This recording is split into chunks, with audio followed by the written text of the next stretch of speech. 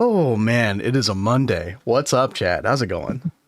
Hey, everybody. How's everyone doing? Hope everybody had a good weekend. Everybody well rested. Everybody ready to tackle the week? Because we were on here quite a bit yesterday, weren't we, Kat?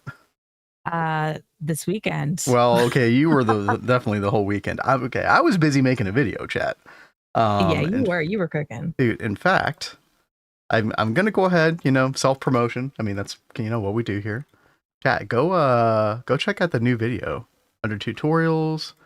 Video, Ultimate Beginner's Guide to Applied Energistics in GTNH 2.8. Hour and 35 minutes. That thing is jam-packed, dude. I spent basically all my free time this weekend working on that thing. But yo, it's very good to see you all. What's up, Kraylin, Stereo, Mystical Fairy, Law, Wolfpack? Oh no. I saw Mr. Nibbles earlier. Rexy, Stereo, with the hydrate. Yeah, Mr. Nibbles popped in for a bit. It looks like Kraylin and Mystical Fairy are both sick. Oh, sorry, God, guys. dude. Hope you'll get better soon.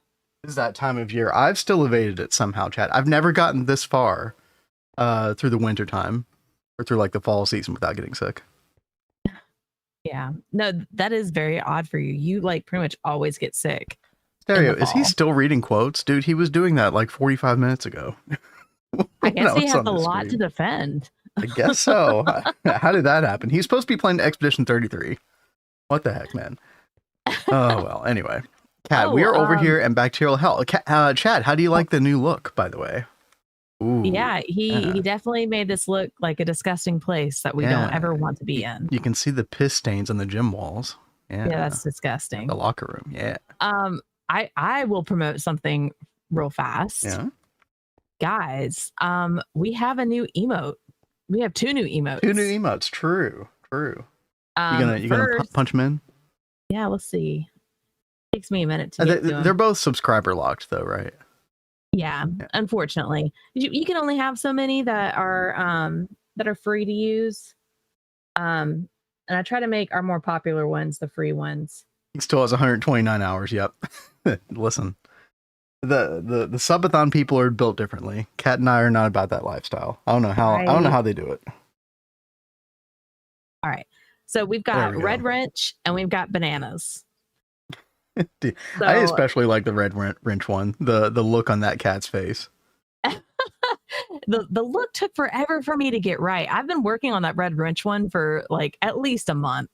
I just could not get the face I wanted it to be. Yeah. So whenever Cat cheats, you all know what to do. Okay, you guys can pick on me. Right. And I've got these added into Discord as well, and I also added in stickers for those that don't have nitro. Can you post them in general or something? I can try to show them off. Yeah, give me a second. Let me post them in general. I do like the banana one too. I think that is fun. The banana one is even better as the sticker because you actually get like rainbow bananas on it. Well, and so why did we do banana, by the way? Like, what was the story behind that? I say bananas all the time. Yeah. So I just thought it was a fun thing to add. Who's that artist that says this stuff is bananas? I think that was the Gwen Stefani song, right? Yeah. All right. So I made bananas, the cat jam, and the bonk available stickers now. So y'all can use them even if you don't have nitro. And you don't need nitro. Okay, that's cool. I like that. Good job, Kat. Getting the Gregan done, getting the stuff done. We're also going to work on some redemptions, by the way, chat. Yes. So the next thing I'm working on is redemptions. There's been way too much praise rat lately, There has been, but you know what? Things. The rat overlord has been missing in action. Okay. I'm sure he's been around.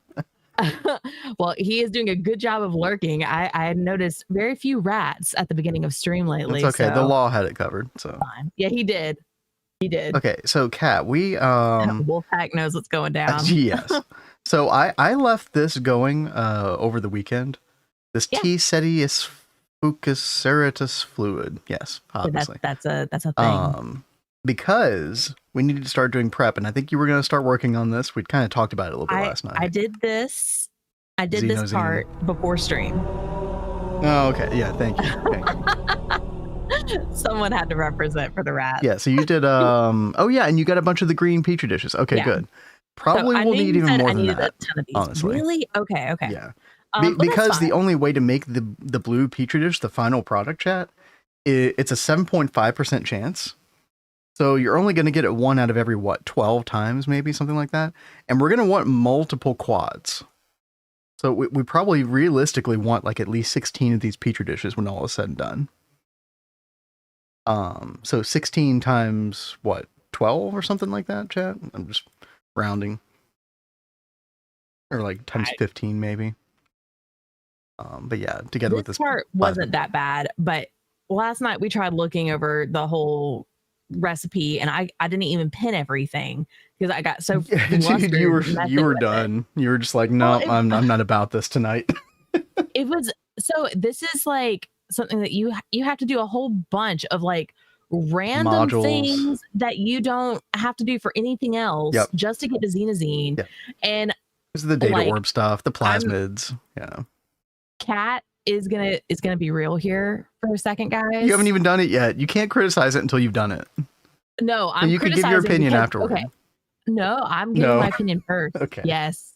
So if I am pinning things and if it is even pinning so convoluted that I want to pull out my hair, whoever created this can suck a bag of dicks. Wow. Yeah. Okay, listen. Okay. I do not like this right now. I think that's a little too far. Okay. No, but we could criticize from a gameplay standpoint though that this is not my favorite part of GT&H. All right. Yeah, this makes me not enjoy GT&H right now. Okay. Dude, that was insanely spicy. Okay, we don't have any hate toward the dev who did that. Okay, let's be clear. Right. I love the devs, but whoever did this, please, dear God, rework this because I don't think anyone enjoys this. Yeah, I said a very similar thing when we got to this point in Neo Tokyo, so like about a year ago, really, and I still don't feel any differently after looking at it. Yeah, but you basically, chat, you do need this in order to get this Xenoxene fluid, right? This is really, really important. And yo, Blade, dude, I didn't even know you were streaming today. Yo, what's up? Thank you for the raid. Everybody go follow Blade, obviously. Dude, I always have to copy paste your name. Awesome. You got a lot going on. There we go. Hope you had a good stream. Yeah, Xenoxene soon. I don't know about today, but we're gonna work toward it today. Yeah, so Xenoxene is really important for basically two different things, chat. One is these optical SMDs, which are literally the only SMD you can use for certain recipes. But they're also faster, right? But you don't want to do that initially. What you really want is this stuff right here, raw Radox, which eventually leads to, in the quest book, Radox polymer. And Radox polymer is really important, especially for our twist run. And so the reason for that is, Kat, you started calling these ICDs. I like it. No, but clip. No, don't clip that. Oh God. Okay. Well, there it is. I stand behind what I said. Okay. So, Chad, the Intensify Chemical Distorter from Twist Space has a couple really, really nice recipes. And they all require the Radox polymer lens. So this will give you palladium dust. This part does platinum. This part does rhodium. So like basically it's like a early QFT flatline skip. And then I think there's stuff for bastnasite as well. Let me see. There's iridium, osmium. Oh, maybe not. Oh, you might not need the Radox polymer lens for bastnasite. But yeah, basically all the flatline stuff. So it looks like we'll need about 8 of these. Or we could, reuse that. Like we could use the same one for multiple parts of this. But yeah, it would be really nice to get this online by the end of the week as well. Doing the Lord's work. Okay. Miss Graham, we appreciate it. But yeah, Kat is going to start working toward that a little bit later today. Now, you did have something like much better on the docket though, initially. Did I? Oh, yes. Yeah. So yeah, before I get into Insanity Land, yeah, put that garbage away. Let's do something a little bit happier first. Well, so did we already tell them we made an extra raw biocatalyst? Biocatalyst, yeah. Yeah, whatever's coming out of my mouth today. And we added another quad over here to help speed things up. He said seaweed extract, yep. Mm-hmm. Yep, classic. And by the way, yeah, So, Kat did most of this herself. I think there was just like 1 or 2 bits of the automation that were like not quite right, but well, it seems like something got messed up on this one because like I copied everything except for that the bottom oh, middle block because I did it the tank was in the way. So I didn't know about the things that you had stuck on that. But other than that, I had here, like everything else here was the problem, by the right. way. Radiation shutter control, you had up to 100. I don't even know how that happened because you didn't touch Yeah, this.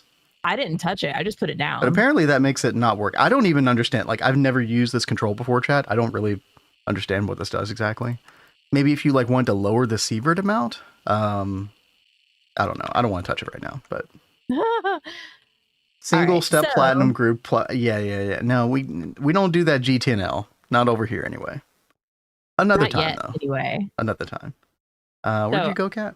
I went to the auto Oh, well, building. before you do that, I did make a Redox polymer room. Oh, do you want to show it off real Yeah, fast? for what I'm showing it off right now. So when we have to do the actual like, because it's a whole line, chat. I mean, it's not too bad, but there's like 6 or 7 different machine types that you need. And I thought you would like the color, Cat, and it's very I Redoxy. do like it. It is a very pretty color. Yeah, very simple room, but and I did already get power over here, so we'll be good to go nice. whenever So we do that'll that. be good to go once we're ready for it. All right, Kat, what do you got going on? All right. So over the weekend, I was looking at some twist things. Oh, reduce the amount of sieverts. Okay, that makes sense, Dyron. Okay, sorry, just putting a cap on that conversation. Thank you. Oh, you're fine. And I was going ahead and getting things cooked up for today. So I got Ben set up for what is that stuff called? The power stuff you're getting into. Oh, Naq Fuel. Vacuum filter extraction, the large Naquata reactor, He made and a then bunch of stuff for me. refinery. Yeah, I went ahead and got him like all set up with this stuff. So he'll be working on this stuff today. And then I made the twist laser engraver, which I think really need. So and then last night I wanted to try and get this finished cooking up. I've already got the control blocks. I've got 2 control blocks for this. It was a disaster, chat. Oh but no, dude. And yo, Blade. Oh, Bailey's fun. Yo, thank you very much. We will definitely have to get the Baileys again. We enjoyed that, especially around the holiday time. That was nice. And what's up, B Dog? I hate B. Oh, is it I hate Bees round 10? Well, best of luck. I was telling Ben, and someone mentioned earlier, asking if we were going to do a thumb tutorial or whatever. I was telling Ben yesterday, I think I'm going to work on a bees and then the magic mods tutorials at some point soon. So we will be getting those out at some point. Is something wrong with our mega smelting? I don't know. Is there? I had Mitral. I was just sitting there. Wait. Oh, it's a circuit 1 recipe. Oh, this happened again. Well, so yeah, guys, this containment field recipe is pretty bad. Look at those field generators, chat. Okay, like anybody who's gotten to this point in the game, like how insane that is. I don't know if Neb's still in here. You know how insane that is. Yeah, she tried to autocraft this like 100 of these last night, and it just crippled everything completely. Yeah. Well, I thought it was late enough. I was like, okay, I think he's got everything he needs. I don't think he needs to craft anything else. Let's go ahead and call this up. By the way, how many of those do you need for one twist machine? 261. That is disgusting, dude. Yeah. So I was like, I'll just cook 100 first and like try not to kill everything in the base yet, and then I'll cook it like another 100 once those are done. Yeah, no, that didn't go very well. Oh, B Dog, you just have a bad luck. I hear that. Pizza, what's up? It's good to see you. Mystical Fairy set up epoxid finally. Left for a couple days. 64 stacks of sheets. Yes, let's go. Yeah, getting epoxid sorted is a really nice like milestone for Eevee. So good job. What's up, Redwall? And Soprin says, thanks for the AE2 video, by the way. Came out 1 hour before I started setting up AE2. Dude, a lot of people said that in the comments. They were like, man, I was just getting to this point in the game. This is perfect. I love to hear that. So I really hope that helps you out. Yeah, thank you. And we have Oh, our you just straight new up did it. laser Oh, engraver. okay. We're Yeah. just jumping right in. Chat, this is Well, this is the twist laser yeah. engraver. This is The exciting. Precise high energy photonic quantum master. It's so small compared to the other ones. Yeah, it is, but this will be really nice. Like So I noticed with several of our crafts that we were starting to like get bottlenecked a little bit by the laser engravers. So like I really wanted to get this going. So one of the worst things is when I'm trying to make those laser mirrors, you know, to round corners, and we need a bunch of chromatic glass. Oh my God. God. So we end up doing this recipe right here with the glass. Look at that, chat. 300 seconds at UHV. It is so disgusting. I'm very curious to see how Twist handles this one. So yeah, hopefully this will go well. So I need to get our UHV energy hatch. Yo. And yo, Mono Pom Pom, thank you. Yeah, I put a lot of work into that one over the weekend. And like I've said before, chat, that's probably going to be my last really, really big guide, at least for the time being. I plan on putting like a, you know, more like shorter form content out, like 10 to 20 minute videos. Not sure exactly what yet, but I've got some ideas. Oh, same for you as well, Pizza. Yo, that's awesome. That's awesome. I think for giggles, I'm going to do a botany tutorial.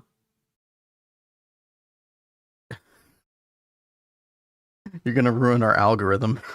Nobody's going to click on it. I was waiting to see if he was going to say anything. Oh, yeah, no, I heard that. By the way, chat, there's the tutorial people are talking about. If you haven't checked it out and need a little help with AE2, there you go. We don't cover literally everything, but I covered as much as I could in an hour and a half. And I did show off how to make the big AE2 cube that we use at the very end and how to set up P2Ps with it. I'd like a botany tutorial. Is that so? There's like no info around about that mod. Yeah, I had to do a lot of digging when I was getting into it. No, Kat, listen. If you want to make a botany tutorial, you go ahead. Okay, that's fine. Thank you. I was just kidding. No, I know. I mean, it's actually your channel, you know, come to think of it, but you know. It's our channel. Oh. We both work hard on it. AE2, right. Dude, Sovereign, I actually cut out a portion in that video where I was sort of like lamenting the fact that the color applicator didn't have that functionality. And then they literally come out with that for a new feature. Like literally the day I post the video. I thought that was funny. All right, babe. I guess I could show that off real quick, chat, if you haven't seen it yet. And sorry, then I'll get back to what you're doing, Kat. But real quick, just because this is timely. Yeah, upcoming feature for 2.9. The AE2 color applicator gets like 2 new features. A new GUI. So it's very similar to the Infinity Spray Can, where you like shift right click in the air, I guess. And then you get this little GUI interface here. So you can select your color, which is really nice. Yeah. But then pipette mode, middle clicking on like an existing colored cable to match it to that color. And I use that functionality of the Infinity Spray Can all the time. So, that'll be really cool. Yeah, dude. So, you know, Infinity Spray Can, you got something very similar over here with this interface. You pick your color, right? But then, of course, you can also middle click. This is something you get in IV, by the way, chat, if you didn't know. But yeah, you middle click and then boom, it's purple, right? You know, boom, it's cyan. So getting that for the color applicator will be a really, really nice thing for, like, especially the UHV-Age, right? One could say it was calculated. Yes, seemingly. And yo, what's up, Patch Guy? So are you going to, is your plan to like transfer all the laser engraver stuff over here today? Oh, yes. Because like I said, I feel like this is a major bottleneck issue. So the sooner we can get this going, the better. Yeah. And I am giving this 64 amps UHV, by the way. Oh yeah, definitely. Like, I'm not playing around. Well, listen, we will have the power for that, like, very, very soon. Chat, I am determined. Okay. Let me talk about what's on my plate today, because I am determined, as the title says, to get Naq Fuel up and running. So much so that I did a good bit of the legwork last night. So, over in these two side rooms is where we're trying to go for Naq 3 fuel right now. I probably will be able to upgrade to Naq 4. I don't have praseodymium sorted out. And praseodymium is like the big thing that you need. Like, you need a lot of molten praseodymium, so you really have to sort this out. And it's one of those things that's very difficult to get without like one or two very specific ways.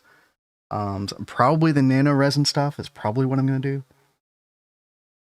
But until then, we're going to get Mark III. So that's what that looks like. And so I have one fuel refinery, this thing right here. So this basically just does this recipe, right? And then that should theoretically support 10 large Naquata reactors, which I'm actually going to build right now. Large Naquata, if I could spell. And we're going to put those right... where did I have them? Yeah, one away from the edge. Yeah, right here. Thorium fuel route. Is it easy? Okay, I should take a look at that as well, Sprite. Thank you. You know what? I do remember somebody mentioning that, actually.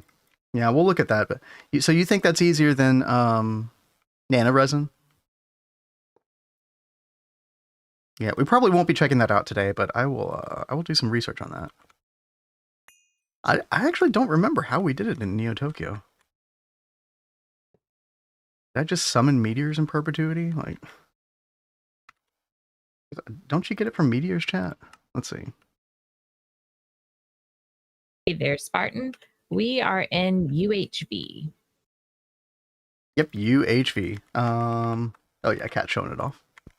Yeah, we're pretty decently into it, but especially because we have twist space, there's a lot of extra stuff to do. Yeah, there's a ton. We have to get power sorted out, so that's what I'm working on today. Cat's gonna be working on that top right portion of the quest book with the Xenoxene. Blessed Xenoxene. Ah, yes, what a treat. We've still got to do Draconic Evolution.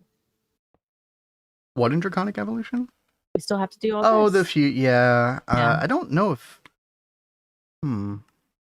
I don't know if we actually need that technically, but I mean, we should, right? Then I'm in UEV. Well, I mean, you do have a couple of extra add-ons to support that evolution.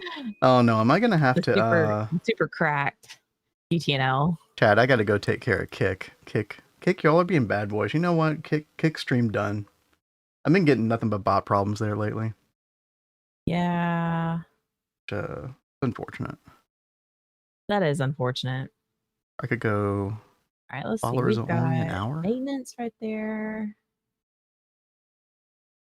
Yeah, sorry. Give me a second, Cat. You're fine. So it looks like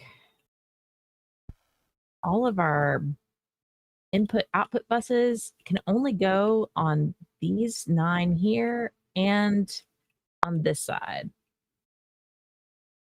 Kind of funky because it's such a large multi, but then you can only have it in a couple spots. Let's see. I want to go ahead and pull up laser engraver. Oh boy.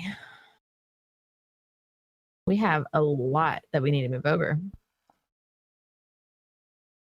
Okay, I think I fixed it. Yeah. I just got back from the moon. Yo, nice, Spartan. That's awesome. Using the guide to figure out rutile processing. Yeah, hopefully you'll find that helpful. The one thing that I didn't show in that guide, the HV guide, was the bauxite stuff. But again, the bauxite portion is like pretty straightforward, and that's not the only way to get rutile, right? But yeah, it's like if you've done things like polyethylene, PVC, and some of these other things, PTFE, then you'll probably be able to follow this fine, right? But yeah, the gallium you get from that is also insane. Guys are so helpful. Yeah, thank you. I'm glad to hear that. Yeah, thank you for saying that.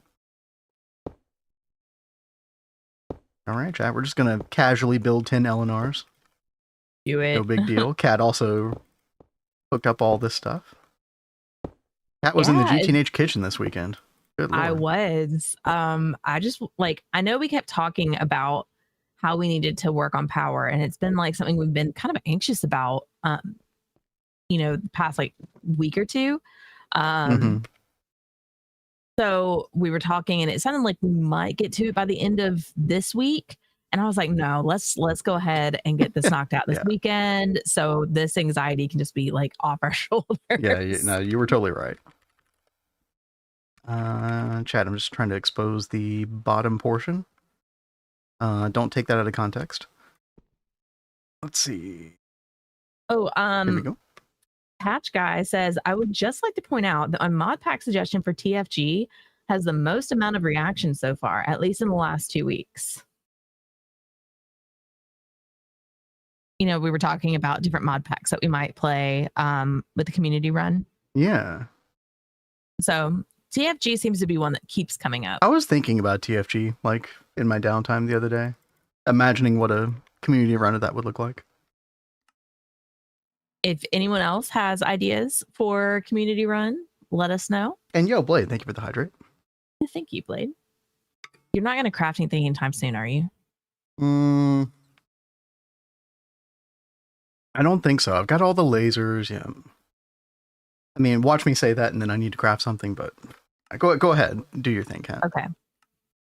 I'll try and be quick. Alrighty. Pain. What pain? Probably thinking about TFG. Oh, that's what I think when I think of TFG. No. Listen, I mean, a lot of people consider GT&H pain, right? It's all about perspective. Yeah, I mean that's true. I will say, like, finding resources is probably one of the more potentially annoying things about that pack from what I've seen from the outside, but I don't know. We'll see. If nobody wants to play it with us, then we're not going to do it, right? As a community run, anyway.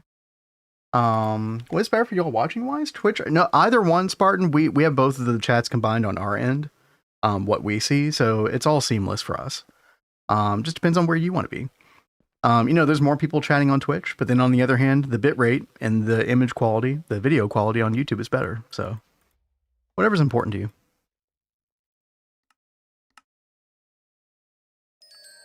The only thing, oh, and there you are on Twitch. Thank you. The only thing that's annoying, chat, is Twitch still has this archaic rule. I mean, you didn't even used to be able to multi-stream with Twitch like 2 years ago. But they still have this archaic rule around where you can't combine the chats. Like, you know how we have the chat on our screen right there at the right side? You can't combine YouTube and Twitch. Like, you can't have them integrate, like, seamlessly, like, integrated. So we've got, like, one on the top, one on the bottom. So I would love to just have all of them combined for you all to see, but yeah, we cannot do that. We have to keep them separated. So silly Twitch rules. Oh, by the way, I did get a Mining Drone 8 chat because we'll have to sort this out, but we aren't actually getting Tiberium actively anywhere at the moment. So I want to make sure our Space Miner can get Tiberium, but I also want to make sure I can still get Arundum, which is also very important for the Naq Fuel, and then Cosmic Neutronium. And so I think we can do all of that on distance. We can go ahead and take care of this right now, actually. Was it distance 80? Yeah, 80 there. Definitely 80 there. And the Cosmic Neutronium is, what, 60 to 100? Yeah, so it should be 80. Okay. And this also uses the Naquata drill tip and rod, which we were already using. So for anybody who's never seen, like, space elevator stuff, let me go over there real quick. Yeah, right here. Space elevator still in action. By the way, okay, I'm going to take a really quick detour after this. I did a little bit of, like, transforming the landscape. We'll go look at that in a second. Oh yeah, you do need to show that off. How long's this run been going? April 6th was our first day here. Yeah. And we took a month break here. We took 3-week break here. So it's not been a, like, constant 8 months, but I would say like a good 6 months we've been in this playthrough. Insane GTNL Space Miner module is? I'm sure it is. No, I think you showed something, right? It almost looked like Eye of Harmony returns to me. No drone or drill bit. That's kind of nice. Yeah, that's really nice. So, chat, right now we've got the, let's go over here. Yeah, so when you make a space elevator, just in case anybody doesn't know, you've got like 12 module spots initially, and I think you can only use like a portion of those based on what motor you have. This casing right here, there's like 5 different tiers of this casing. We have Mark II, which allows us to use a space mining module 2, which allows us access to like other ores. Basically, you send these drones out, And all you do is supply rods and drill tips. And depending on the drone, it'll require like a different material. And it goes out, it collects ore, it brings it back. So all these different ores. And then you basically have to set like a value, like a distance value, which will, I mean, you can look at every single ore and it'll show you like a distance range right here. So you just kind of pick like the value that, you know, you relatively want. That's going to pick up the most ores that you want. You can also cycle between the different distances, but, you know, I'm not too worried about that right now. So we're going to turn that off. We're going to get rid of that drone because I need a higher tier drone for this. And we're going to pop that in. And yeah, it should still take exactly the same things. Oh, you need plasma as well, by the way. And we're going to change this to 80. And so, yep, that changed the list. There we go. And so if we look through this list, there's Cosmic. Good. Let's see. Yeah, the way these are named are a little weird. Because it doesn't show every single ore necessarily. I'm just going to assume that that's correct. I'm going to assume that we're getting everything that we need from that. Hopefully. Oh, actually, you know what? I'm reminded. Somebody shared with me a spreadsheet the other day. See if we can pull that up. Assuming that it's still, like, you know, the same today. Let's see. 18H Space Elevator Calculator. Here we go. All right. Flash bomb chat incoming.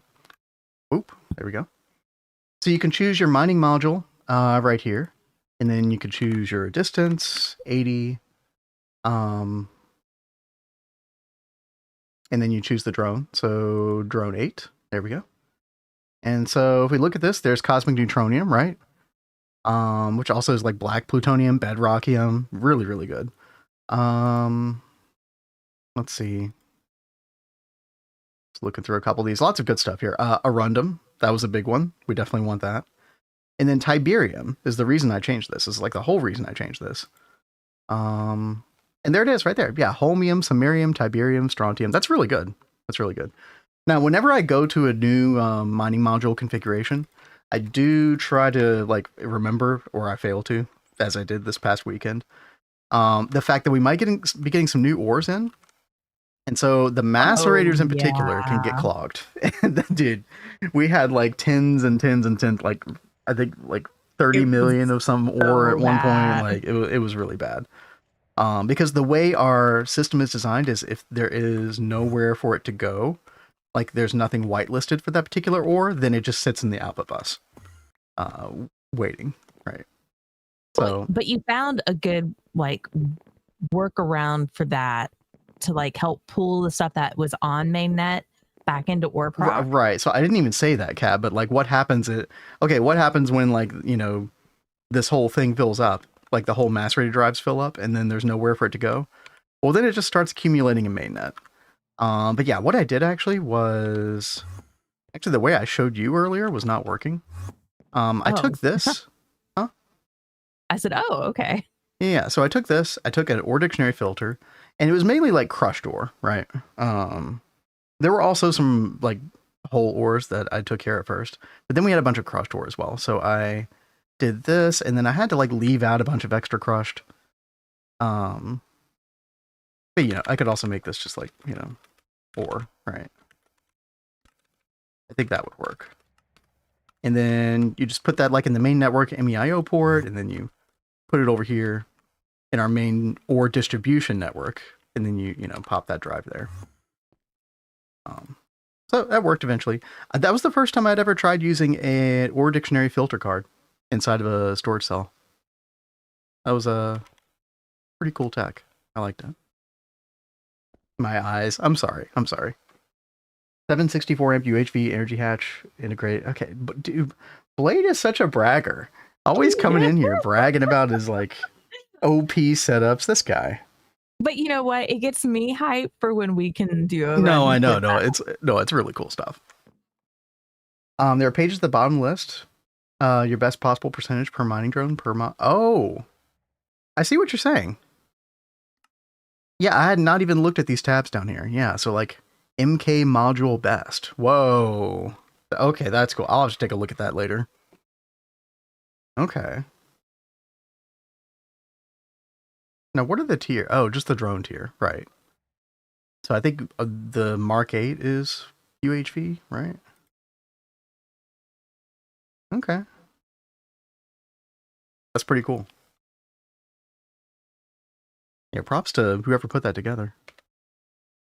I'm all Craig. And Chad, I guess Nice I can to get meet you you. a link for that real quick. Hey Yo, there, Jolly. 17 months, holy crap. Dude, is that how long we've been streaming? Pretty much. Yo, Jolly, thank you for always being around. Thank you so much. Yeah, thank you very, very much, Jolly. Dude, yeah. Hope you're doing well. Hope you had a good weekend. And there's the spreadsheet, by the way, chat. If you are interested, make a copy for yourself. Enjoy. Oh, Blade says, I have to break your excitement, Cat, because you two can't multi-amp IOPF. That's a GTNL change. Huh. I'm sure we'll still manage. We'll be fine. Yeah. There's still plenty of like really cool stuff. Spartan says I have 60 days in game time. Or in September. That's a lot of playing. Yo, props. Spend a lot of time AFK. Yeah. Now they do show the, not AFK. That was kind of like a new addition to the leaderboard in like what 2.7 or something. Oh, let's not look at that. Let's get away from that screen. Yeah, move on. Go back to work today after 2 weeks of nonstop Warframe, dude. Nice. I was gonna ask if you recommend Warframe, but that sounds like a silly question. Unless it's like a League of Legends thing, where if you ask a League player, should I play League of Legends? They'll say no, don't do it. Why? Because it like takes all their time. Or they like spend so much time raging at the game, Oh, okay, yeah. It's like you ask a World of Warcraft player, should I play WoW? And no, you shouldn't. If you like grinding, yes. Don't tell Kat that. She loves grinding. I do. That Those is a types of problem games for are people like me. kryptonite, or no, not kryptonite, the other way around. Because League consumes Yeah, your that soul. too. Yeah. Oh, Kat, I completely forgot. I was up there at the space elevator and I was like, hey, I wanted to show off some stuff. Let's take a look around. Let's put our night vision on. So the eastern part of our base, this has been like a thing where, hey, we want to expand out here. We want to put a bunch of machines above ground. But, up until now, we've kind of been dropping the ball on that a little bit and just dumping everything down here, right?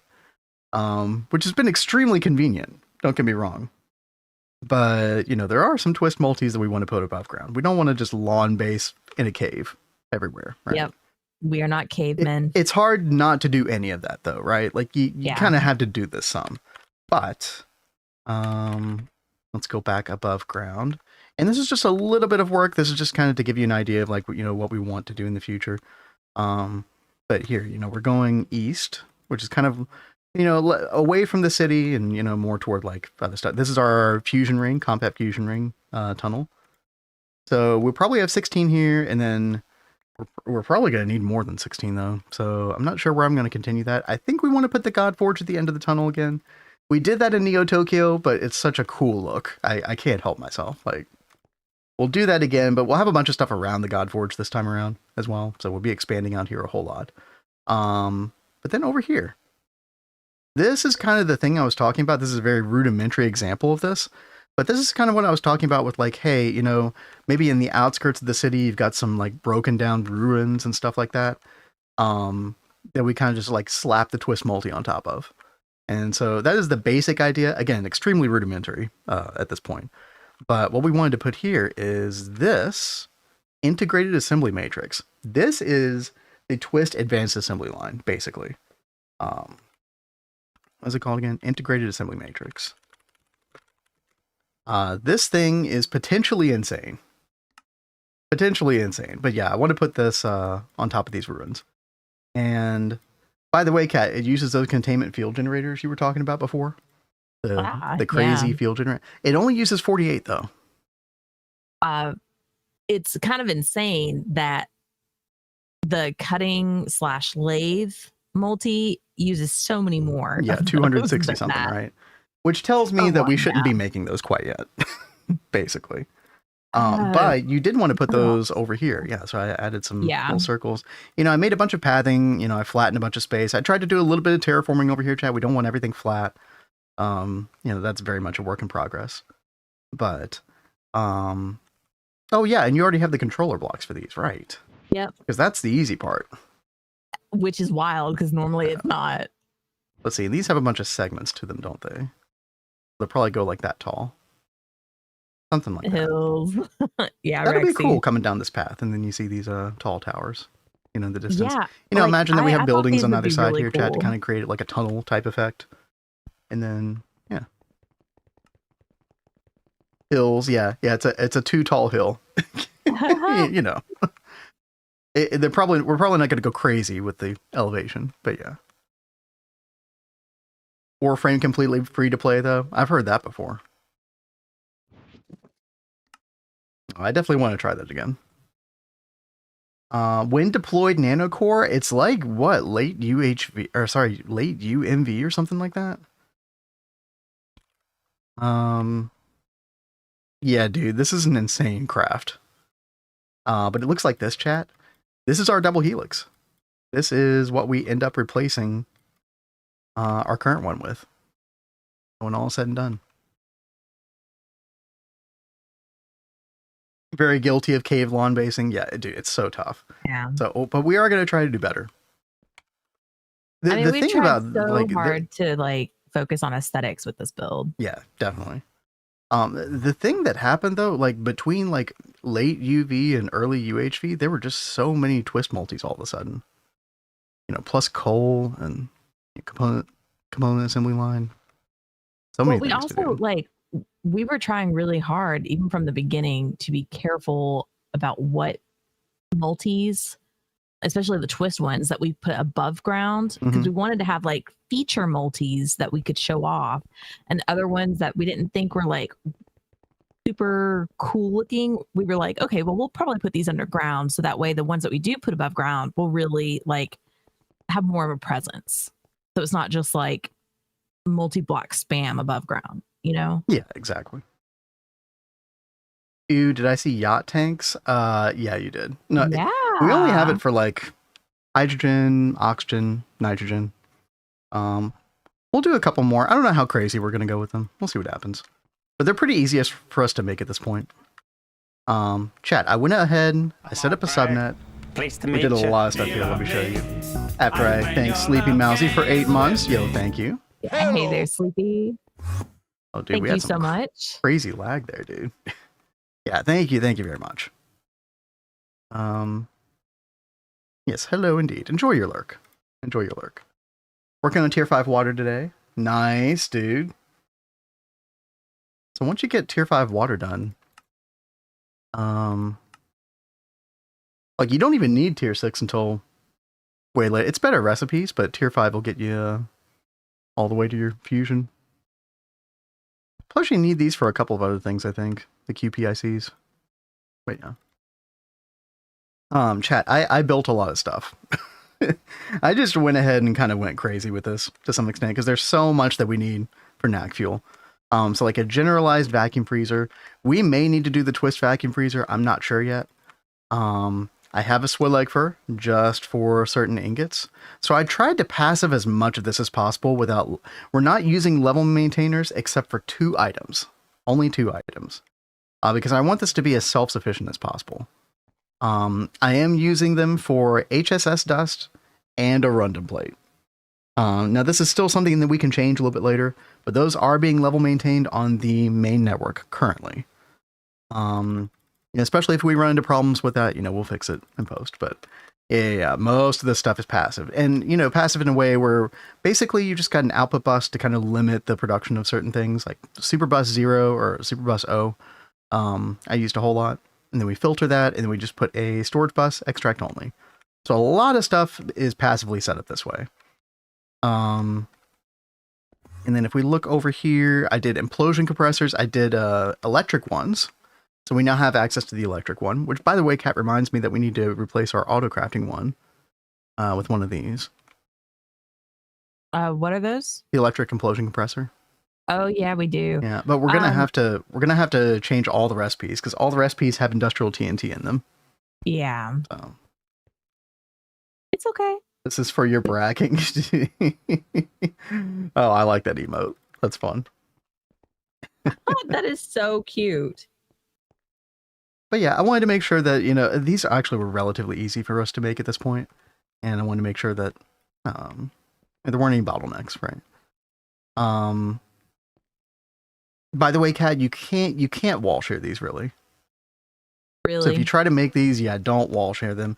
They're super weird with the way it forms, where it creates these holes inside of the block of neutronium, and that kind of throws everything off. Okay. Hi, Azuna. Happy Monday. Hey, Azuna. I didn't get to watch your stream yesterday. I hope you had a good time though. Hope all's well. Fit too many. I fit all those recipes into a single EIC. Like an insane person. That's not actually that insane. It does one tick the recipe, but I'm trying to kind of future-proof this as much as possible, chat, because yeah, there's all of our centrifuges as well. We've got a press for assembly stuff, MCR, which we could do intensified chemical distorter, but I'm going to see if this works well enough. But chat, I am trying to future-proof this because, I mean, we want to have 80 LNRs in here. This is 10 at the moment. And I do want to be able to support all of them. And so that means being able to make a ton of Naq 3 fuel, especially since when you make the Naq 4 fuel, it ends up using it at a, like, 8-to-1 ratio, right? Eventually an 4-to-1 ratio, whenever you get hypogen. But yeah. Planning out my streamversary. Yo, nice. When is that? So nice. I'm trying to think, when is ours, Kat? I think it's like March 26th or something. It's like the last week of March. Okay. 30th. Oh, nice. Blades was today. Yo, congrats, nice. Congratulations. I heard Halo music was activated. Oh yeah. Yeah. I was like, I need some holy sounding music for the Rat Legend. Halo. Let's do it. Of course. All right. I have everything set up with the new laser engraver. Nice. Okay, Kat. Let's request up some chromatic glass dust, because that's the one. Test. Chromatic glass dust. Make like a stack or something.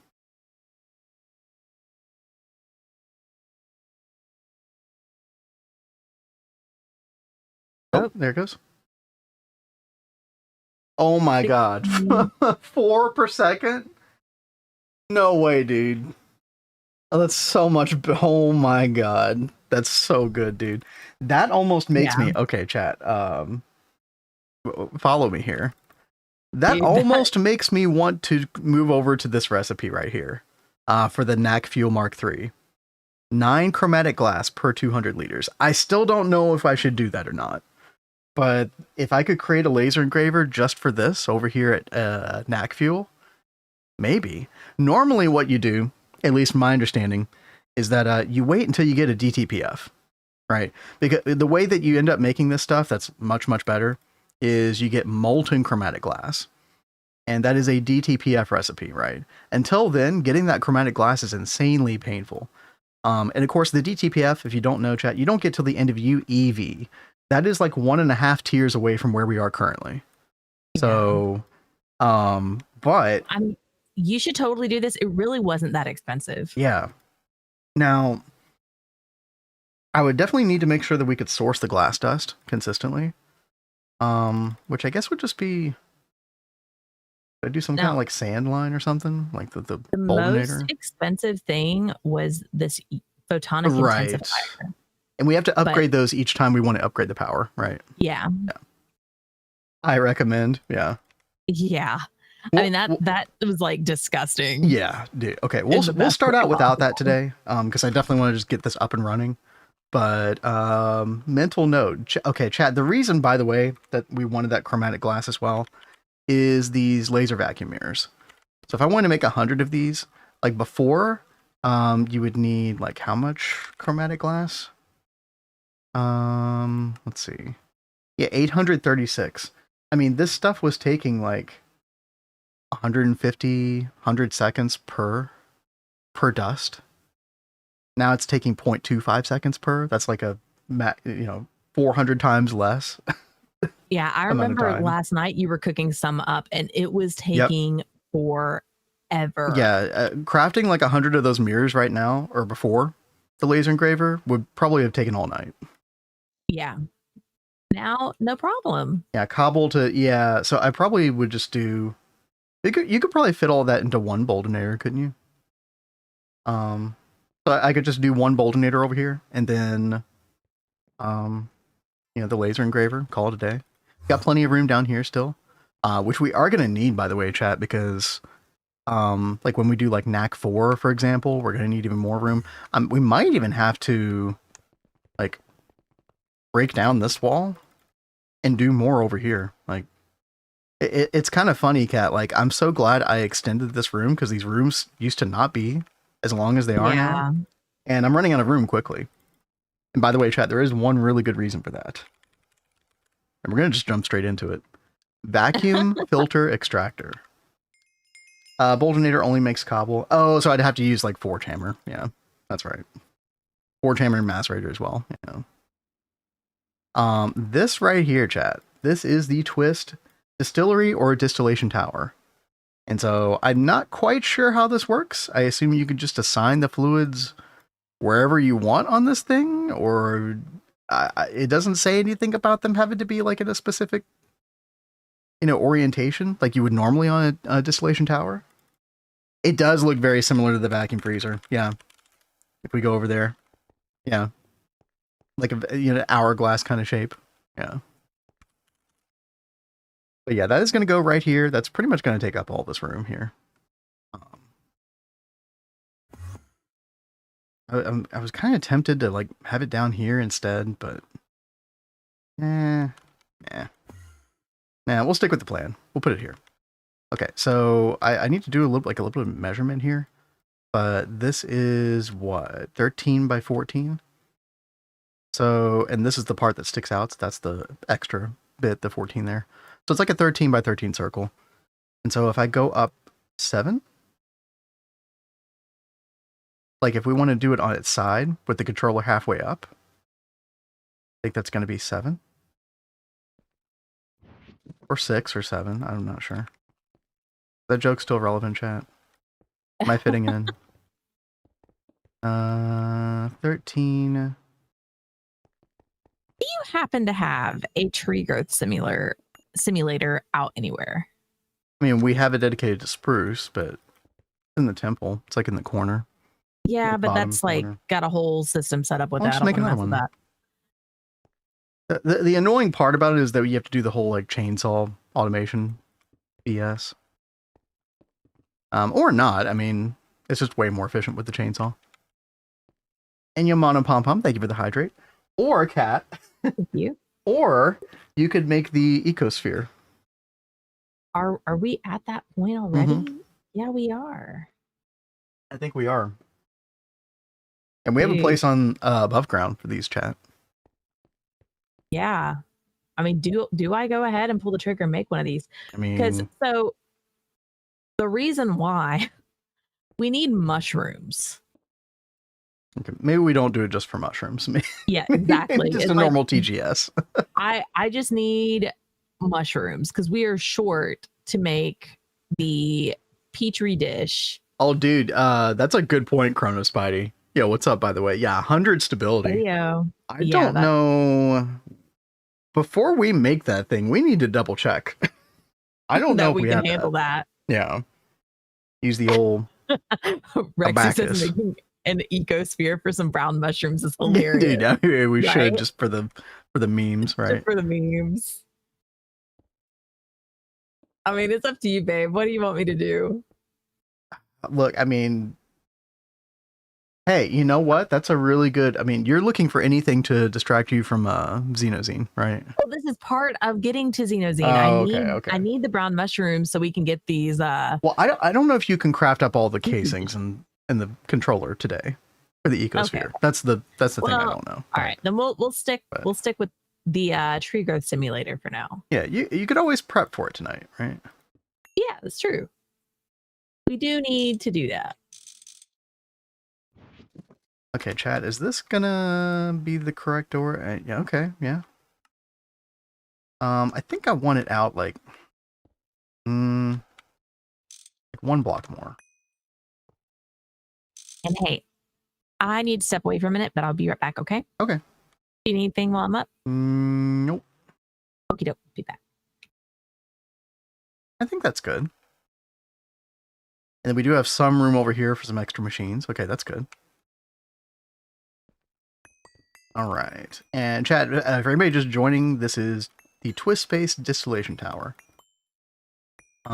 Which, like, the distillation portion of Naq Fuel, probably one of the more important ones, right? We could do, like, you know, quad dangote, go that way. That's what I did in Neo Tokyo. But you know what? We have twist space, all right? We have higher things to aspire to on this run. You know what? Oh no. Oh no, what are we missing? Oh, this? Oh, turbine casing. Wow. Niebo, what's up? Thank you for that follow. Turbine casing. Stainless, okay. I don't know how much I need, but I'm just gonna order like 200. Oh, while that's cooking, chat, let's go back over to Orproc. Let's see if any of the output buses are overflowing quite yet. No? Okay, we might just have everything whitelisted already, which would be awesome. I'm asking that question because we did change our space elevator thing just a little bit ago. To get Tiberium. But you know what? We were already getting like Tiberium from the meteor anyway, the blood magic meteor. So that was already whitelisted, so Mega DT is large. I dislike the Mega DT multi-block design. It's like what? You need like 5 layers for every you know, for every fluid, right? So this is just like you know, imagine that this is a 3 tall normal distillation tower. But with the mega, it has to be like 1, 2, 3, 4, 5, right? And then an output hatch. 1, 2, 3, 4, then an output hatch. And so you go up in the tiers. So if you wanted to do like benzene, you'd have to have it be this tall, which is, I mean, how tall is this? 25, 26? It gets a little crazy. Yeah. We had to do this for 1,2-dimethylbenzene for phthalic acid. Which is probably, like, these days, still what you're stuck doing in vanilla GT&H. Thankfully, we're already using this recipe right here. The intense chemical distorter recipe. This one. Yeah, carbon, oxygen, hydrogen. Boom. Done.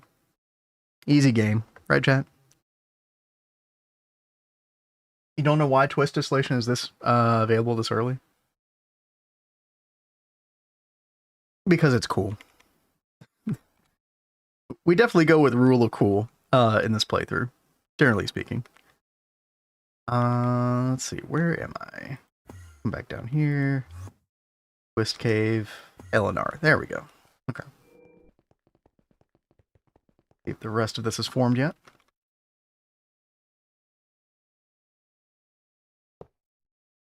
Hey, there we go.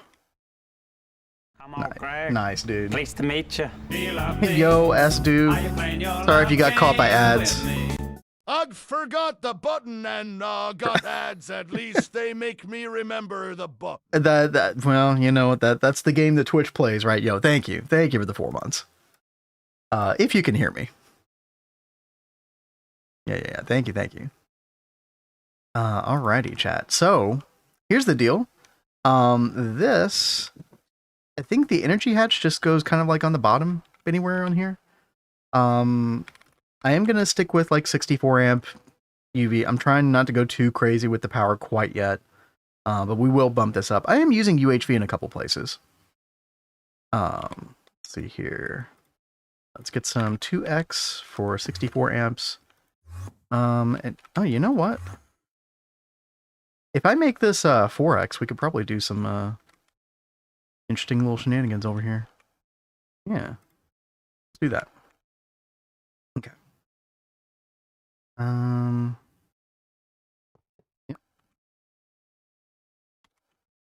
Do one there. And then let's go to exchange mode, right? And then let's get some 4x cable. Let's make some more 4x. There we go. And we'll shift middle click this.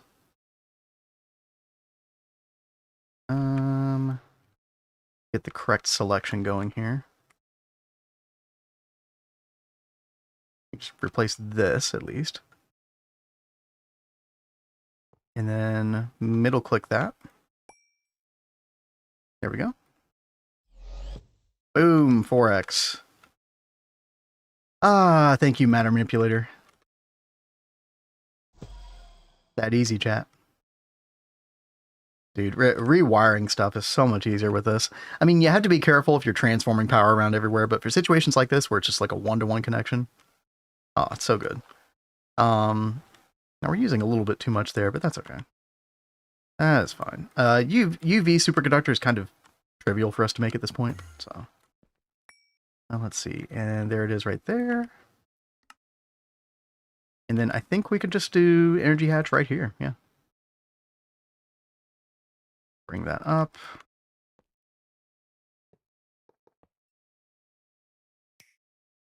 Check to see if we have energy. We do. Perfect, dude. All right. Let's see. Clean up our bar just a little bit. I've got a bunch of laser stuff ready to go for when we hook up the LNRs. Got a couple of other things to do, but we're getting there. We're getting there. Cat and Vinny, have you seen the GTH speedrun with Duct Average? Yes, I have. Yeah. I haven't watched too much of it, but I'm definitely aware of it. Yeah, I was tuning into Duck Stream the other day. Pretty cool. I'm so not a speedrun guy, right? But that stuff is cool to watch. I've been watching a lot of Final Fantasy VII speedrun stuff lately. That's such a fun game to watch speedrun. I mean, that's also my childhood in a nutshell, though. So, but yeah, chat. If you look at the pins over here, like we've gotten a lot of this stuff done already. A lot of this stuff is like the high density uranium, the high density plutonium. We are basically good on that now. Let's go double check our stocking input bus on our NaqFuel fuel refinery. Yep, Tiberium also good. Although we're not making a ton of this. We should have like 256 of each. Which tells me something's wrong here. Sorry, it's a little cramped down here. Oh, you know what? The stocking input bus is probably not updating to reflect the new values. Okay, no, that is working correctly. Okay, good. Yeah, dude, absolutely. No, I love seeing stuff like that. That speedrun stuff, so more power to them. I'll be very curious to see how quickly they can get it done, right? I have a question. Could you suggest to me a mod pack that's super close to Enigmatica 2 Expert? You know what's funny is like, I think it was after I played Enigmatica 2 Expert that I started looking toward GTH. Like, Enigmatica 2 taught me a lot about AE2 and automating everything that kind of prepared me for GTH. But I assume you're not interested in GTH right now, or you probably wouldn't be asking that question. So, I mean, another one that I have experience with personally is Project Ozone 3. Because you need to automate a lot of stuff in that mod pack too. A lot of the knowledge between those two packs kind of carries over. So if you haven't checked Project Ozone 2 or 3, Project Ozone 2 was a 1.7 mod pack. 3 was a 1.12 mod pack. I enjoyed both of those. They have their flaws, but I really enjoyed them. I'm sure other people in chat would have some suggestions, but they're definitely like, you have to play in like hard mode. So there's like a Kappa mode is what it's called for those. Yo, Ben Millis, yo, good to see you again. Like in the AE2 video, wasn't expecting it to be 1.5 hours. I was expecting it to be close to the HV video, which was like 1 hour and 40, right? Yeah, chat, by the way, if you have not checked that out, let me grab a link again. Just knowing how much there is in AE2, and I left so much stuff out. That was the crazy thing. There it is over on Twitch, and then on YouTube. Boop, right there. Yeah, I did my best to put the most important information in there, but definitely left a lot out. Like one thing I left out was the network tool for monitoring your power. I wish I talked about that in retrospect, but you know, things like that. It's hard to cover everything. 1.5k hours in Enigma Mk II Expert. Yeah, it is a really good pack. Yeah. Mod pack you're on right now seems super fun. If you have not tried Greg Tech New Horizons, El Besto, I highly recommend it if you enjoyed Enigma Mk II Expert. Greg Tech stuff does work a little bit differently. Like it's a whole separate ecosystem, but there's a lot of content and a lot of like guides and help and wiki out there to help you settle in to the Greg Tech lifestyle. And there's like a lot of magic and stuff as well. Like it's kind of balanced in the way that Enigma Mk II Expert is, where like different things are gated at different portions. So if you enjoyed that aspect of Enigma Mk II Expert, I would definitely check it out. It's on Curse. Do not download on Curse. I'm sorry to say. Basically, I forget what all the details are with that. I always forget. People have explained it to me before, but long story short, it basically installs a version of the mod pack that doesn't really work that well. What you really need to do, honestly, is just go to the official GTNH website. Let me get a link for you real quick. This right here, and just follow the directions there. You're basically going to use a separate launcher client like Multi-MC or Prism to get stuff done. Or to get the pack running. So yeah, hope that helps out. Yo, EB Music Man, thank you. I want that progression. Get ready for multiple thousands of hours of enjoyment. Like legitimately. I mean, that's what we like most about GTNH is how much time you invest in it. It's not like a quick mod pack for the most part. It's definitely not. Yeah. As long as you're willing to pace yourself, you're gonna have a really good time. Unless you're a speedrunner like Duct. You know. Dude, but Duct is like next level. Like he's got all kinds of like crazy workarounds and hacks. Like he's insane. It's awesome. Yeah, it's the people doing the speed run right now is chat. It's average Greg Tech player, Duct, and then Soy Cake, right? Am I getting that sounds correct? right. Yeah, that sounds right. Oh yeah, Dyron says also make sure to use Java 25. Yes, Java. Now we are using Java 21 right now, and it's fine. Although we do need to make the jump to 25. That probably will actually help our TPS situation somewhat. We also need to update it. Sorry, go ahead, Kat. I was going to say, Mystical has a really good point saying just be prepared to never want to play any other mod pack again. It does ruin other mod packs for you. Yeah. In a good way, you know. Okay, chat, I'm going to bind this. We're going to need quite a few channels over here probably.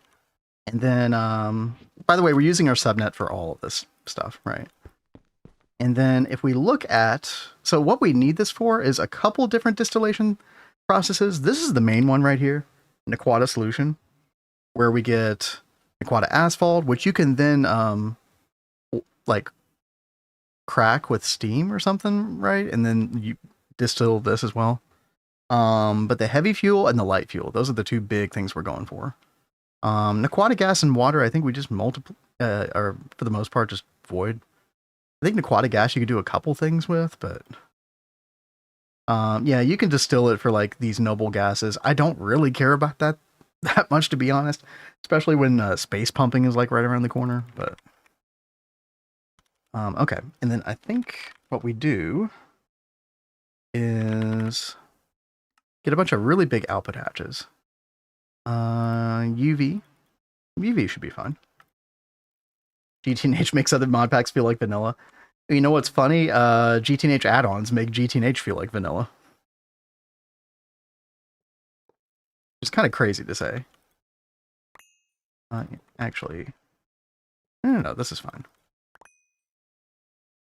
So chat, I'm assuming that I don't need to do these in any particular order. I think I can just whitelist. So that's going to give me Naquata asphalt, light fuel, heavy fuel, the Naquata gas, oh, and water. Water. there. And then Naq gas. Although I don't think the order matters, right?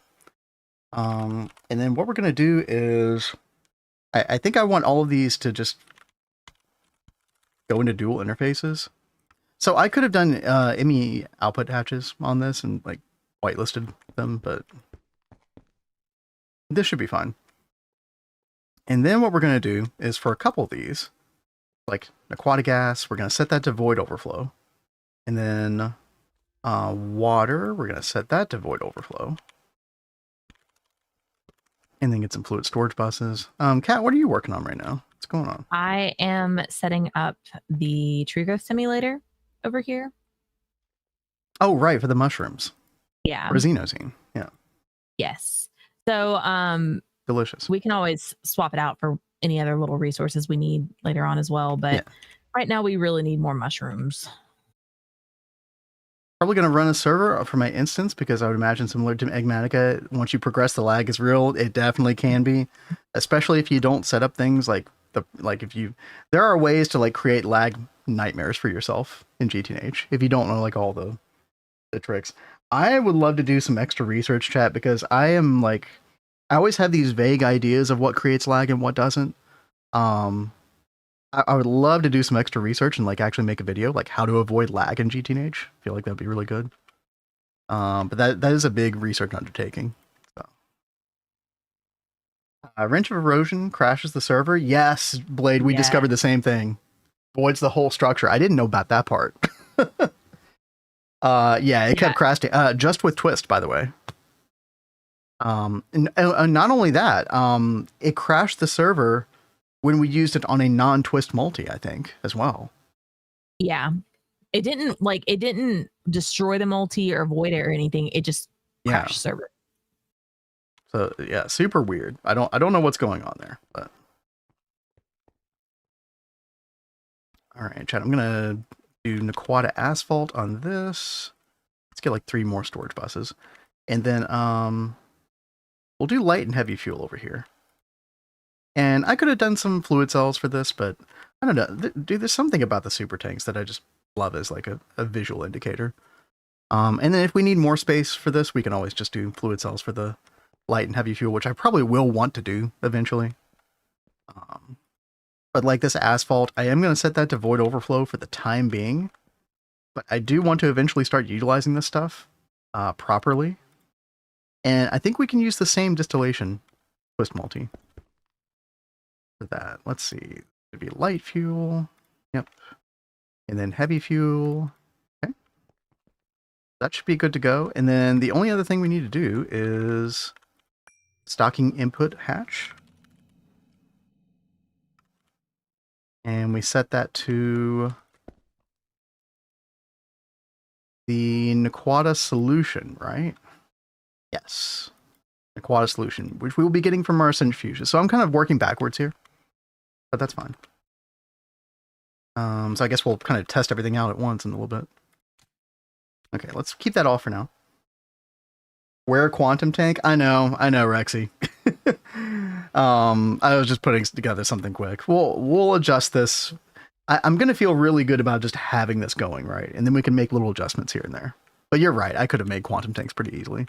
I just picked whatever we had sitting in our system. Ryzen CPUs, they tend to be a little worse when it comes to single core performance. I don't know. We are running this on a Ryzen 5600X at the moment on a separate server PC, just because that's what I had. But doing it on a home server has been really, really nice, though. Mm-hmm. I think it uses like less than 100 watts most of the time. And that's the thing about the Ryzen 5600X is it's like a very, very efficient PC from a power draw standpoint. Oh, there's the Ratmeister. What up, Lori? Hey, Lori. How's it going? Are you still enjoying your vacation or your time off, so to speak? Hope all is well. No. I didn't interpret it that way at all. Elbesto, you're good. AMD in general is better at single threaded stuff than Intel. That was my impression, EV Music Man, but yeah. All I know is that I have not wanted to. I'm so glad Cat is on 12th Intel generation with all the problems that 13th and 14th had. Yeah. 117 mushrooms per second. Oh, is that what Cat's getting? Yeah, Nice. it's like disgusting. So I'm actually about to turn it off because Yeah. I think we've got more than enough. Or, you know, oh, do you only need it to make the petri dishes, or are you going to need it for the actual Xenoxene itself? I need it to make these petri dishes to make the okay. coli bacteria. In fact, we'll probably just be able to repurpose that TGS for something else later, I would imagine. Which thing is that? Too many recipes. Chat, welcome to Xenoxene, by the way. This is why I was sharing my hatred of Xenoxene. It's too convoluted. Yes. You know, if you guys want to see my opinion again, Nova was kind enough to clip that and share it in our Discord. So stop. We love the devs. We are critical at the same time when need be. That was Cat's loving way of being critical. To call the dev a bag of dicks, you know. Yeah. I mean, like I even try to preface, we do love the devs, but you need to rethink this one recipe because this is awful. That being said, F Bartworks. Chad, if anybody hasn't seen it, by the way, they are like kind of redoing like a lot of the ore stuff. That's so exciting. Yeah, where's that upcoming feature? Let me pull this up real quick. Wait, Cat dropping a square. Oh yeah, you totally missed it, Lori. Yeah, the ore refactor is what they're calling it. The way they summarized it is a lot of the quirks and most things related to GT, Bartworks, and GT++ ore should be cleaned up. In general, the whole system should feel a lot smoother. So there you go. That's going to be nice. Add dropping a swear. Oh, yeah. She saves them for extra potent moments, you know. That's how you do it. I don't think you got it this time. Although that is an extremely relevant redemption to what Cat is working on right now. Right? Spiders. Yeah. All the spiders. Yo, El Besto. Yo, thank you. This is not much, but Happy New Year. Yo, happy freaking New Year. Yeah, thank you very much for the $5 Canadian. Thank you. Yeah, it's been a really good year so far. It has been. There's something refreshing about it, right? I know, like the first couple days after the New Year, I was just like in a better than usual mood. And because you had been dealing with like some depression issues at the end of the year. I was feeling it right after Christmas, dude. The rest of December was rough, man. Started betting pool yet on how long Potato is going to be stuck live? I don't know. Chat, we should. So February marks like the 6-month mark since we last did like a sub goal type thing. And I was thinking about doing some sub goals on February. But I wonder if Potato is still going to be doing his subathon in the month of February. I kind of wonder.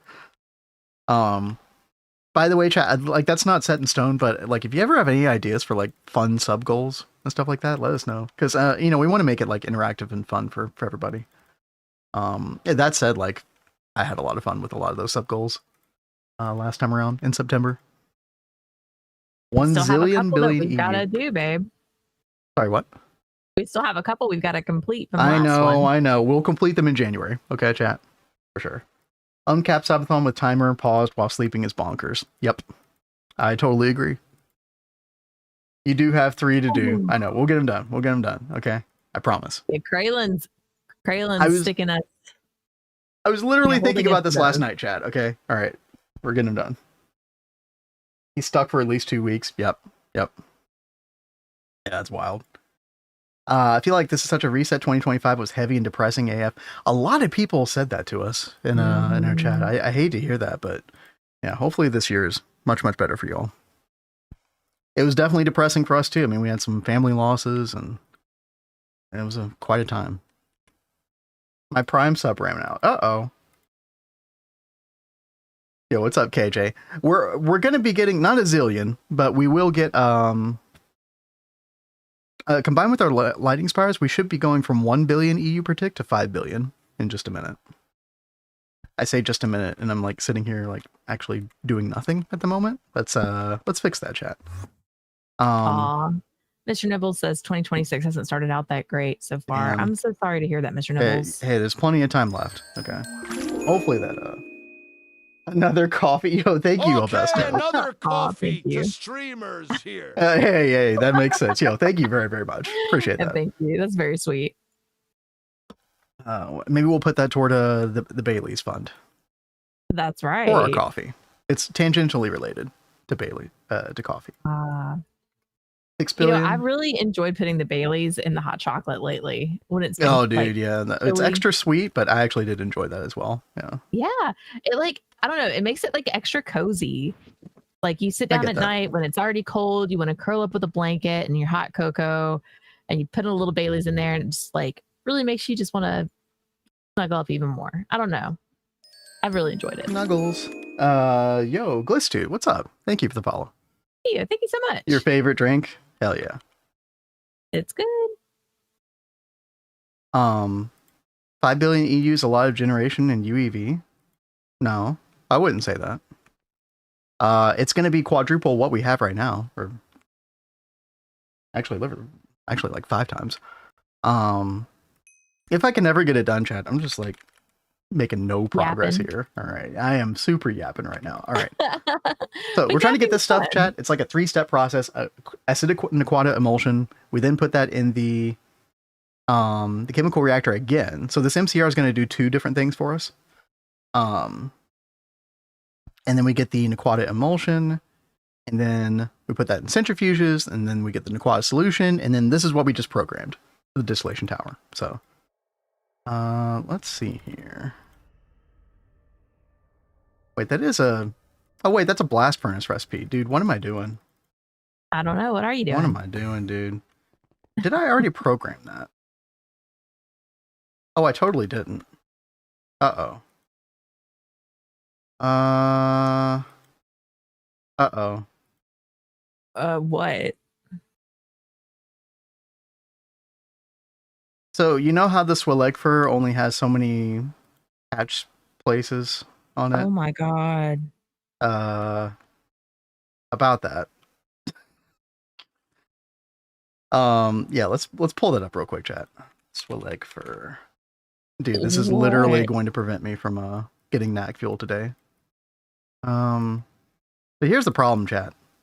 Yeah, but I don't know why they did this to us, right? But apparently they thought that it was a good idea to only allow 7 different hatch spaces for output, input, and all Someone that stuff. complimented my parking today. They left the sweet note on my windshield that said parking fine.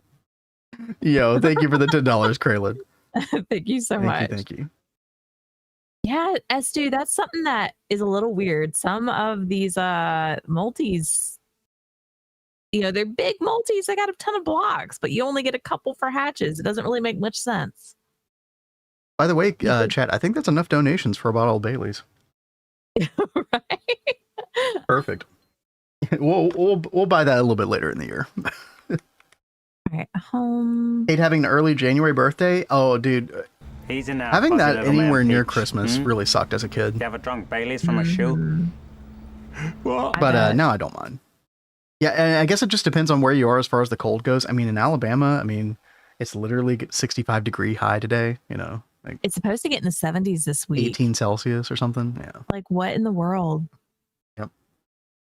pretty crazy. Winter is on vacation this year. So, chat, the worst part about this is that there's 2 different outputs as well. It's 2 different inputs and 2 different outputs. I think we're completely screwed when it comes to the Swillegfer. I think, I hate to do this, but if we want to actually get this running today, and I really do, I think we're just going to have to go quad Vulcanus initially. Wow. I know, it feels real bad. But I can make another Swillegfer off stream, and we can just like put that to the left, like right next to it. I mean, how long would that take to cook up? It right won't now? cook up in time. Or Oh. maybe it would, but like it's going to keep us from crafting anything else, right? Mm-hmm. So it's fine. It's fine. We will make adjustments. Pyrotheum. We need 2 of these pyrotheum heating vents. Acid Lemon says, do you have any tutorials on Thaumcraft? I'm an HV, need nether stars, but confused because I need 144 balance shards for the 9 stars dupe. I'm confused. Yeah, the only Thaumcraft tutorial I have is the Arcane Infusion. And yeah, that is definitely on the list of things to do, is like some like basic Thaumcraft tutorials. Well, there's some out there already on YouTube for sure, but we want to put our own spin on it for sure. Yeah. Do you want to like answer that or give Yeah, any so information on that? yeah, the 9 stars do honestly, like if you're trying to use I assume you're trying to use Salus Mundus to dupe the nether stars, right? So, you know, you've got this recipe here. Chat, let me know if I'm misunderstanding the question, but like you've got this recipe here in the assembler with the null catalyst and the Salus Mundus. Yeah, you would grind up the balance shards for Salus Mundus, right? Or if you had the B, like that's even better. But it's very awkward putting all these things together to have them automatically dupe. Honestly, like I kind of cobble it together in a way where like I have a dedicated assembler for this part of the recipe, and then I have a there are those crafter machines that, like, I say machine, but like it doesn't even require power on them. You've got the Ender IO crafter that you can use. Crafting. Oh, I'm not going to remember what this thing... Oh, it's this right here, Chad. Auto Workbench from BC Factory. This is kind of nice for... you could either use this to like make the small piles of the nether star dust, and then like have a dedicated macerator. Like you're just going to have to dig into the series of recipes and just figure out a way to cobble up an automation of it. I've never figured out a very smooth way to do it, unfortunately. The 2 times I've done it before, it's been like a monstrosity. Because to make them null catalyst, you need tiny piles of nether star dust, and you basically have to kind of like stock up on these items that kind of create like a small backlog of these things. It is a bit awkward for sure. You could also use the packager, right, to do this. Does the packager work the opposite way or not? I don't remember. Maybe that only makes full dusts. You're stuck into the grinding the 144. Oh, you just need to make the balance shards. Oh, I see. You know what? I'll throw things over to Kat for a second, but let me look up. There is a perfect cauldron recipe that I use for this. To make the balance shards. You do have to make sure that you have the proper research for this. But this is what I use right here. So there's 3 steps there, A, B, and C. And that does a pretty good job of it. So you have to have like the shard recrystallization, I think, research. But that is a very clean recipe. You'll have nothing left over if you do it like that. Provided you have the proper research. Yeah, no problem. Yeah, that part could be very unintuitive and annoying. I definitely feel for you on that one. Based on my own experience. Yep. All right, chat.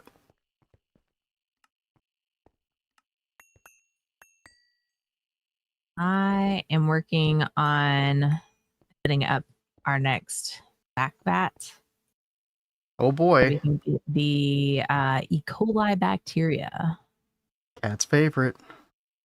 Yep. I'm so glad that she can understand my pain and suffering with bacterial hell and Xenoxene. Didn't you say it consumes one of these? Well, no, it definitely doesn't consume the petri dish. Okay. Which one consumed? I thought there was one that consumed one. Is it the green ones that get consumed? Yes. That's why I said make more green ones, because Yeah. every time you go for that chance, yeah. And again, we need like 16 of the Xenoxene petri dishes, so that's like what? Probably 4 stacks of green petri dishes, realistically. Disgusting.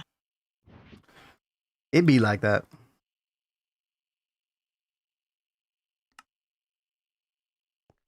Enchant a diamond spike with fortune, get a red cap sapper spawner, make a farm out of it. If you're in the EV age, for sure, right? Or I mean, you could do that earlier. So you could do that in HV, I guess, right, Blade, with the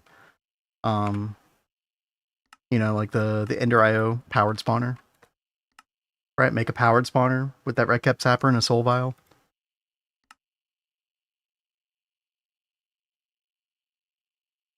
Challenge shards are hard player only. Wait, really?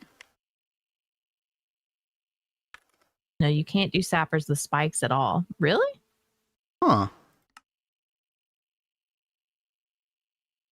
What are ways to Hard remove player warp? only. Yeah, you have to put this in an EEC. Yeah. You'd have to wait till EV-Age and make an extreme entity crusher. But yeah, there are definitely like ways to solve those shards later on. But until then, yeah, you're kind of stuck just cauldron crafting and that kind of stuff. They are a total pain in the butt. Mm-hmm. Also, what are ways to remove warp? Mr. Nipples pointed out the flux scrubber to us, and that was really good. Yeah, that'll take care of temporary warp, right? I think. Yeah. But like permanent warp and stuff like that, you need to get into the soaps. Yeah, I had never here to show it all. Yeah, permanent and normal. Yeah, I can show. So he set up these different alchemical constructs with the crucibles, did all this for like automating the soaps. And then we have our little spa over here. So you've got Alistair soap, the whatever you call that soap, the sanitizing soap, and the purifying bath salts. The purifying bath salts are like automatically in here with water. So you come in here with the soap and you have to do like the 3 kinds. Like one will get rid of permanent, one will get rid of sticky, and one will get rid of temp. But when you use the soaps, you've got to be very, very, very careful, because when you start with the permanent warp, it will remove permanent, but then you'll get like half sticky, half temp. And so like double the amount of warp that you originally had. So only do a little bit at a time, so that way you don't end up like spawning all kinds of nightmares in your base. Yeah. Because that totally has happened to us before. By the way, chat, ignore the fact that I was in creative mode when I did the projector. I'm fixing it. Perfect time for cheater. No, not the emote. No, I didn't mean to. I didn't go into red wrench mode. It was different. Okay. You're still in cheat mode. Okay. Yeah. A cheater.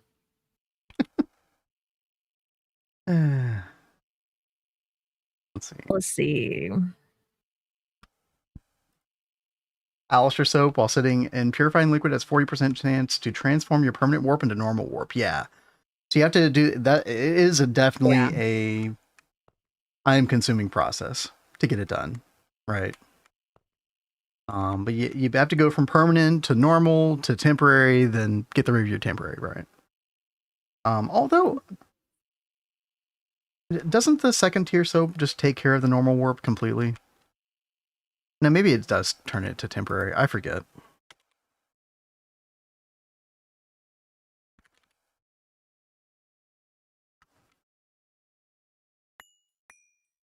Okay. Throw away this Vulcanist casing. There we go. All right, we are no longer cheaters. We are legitimate. I swear.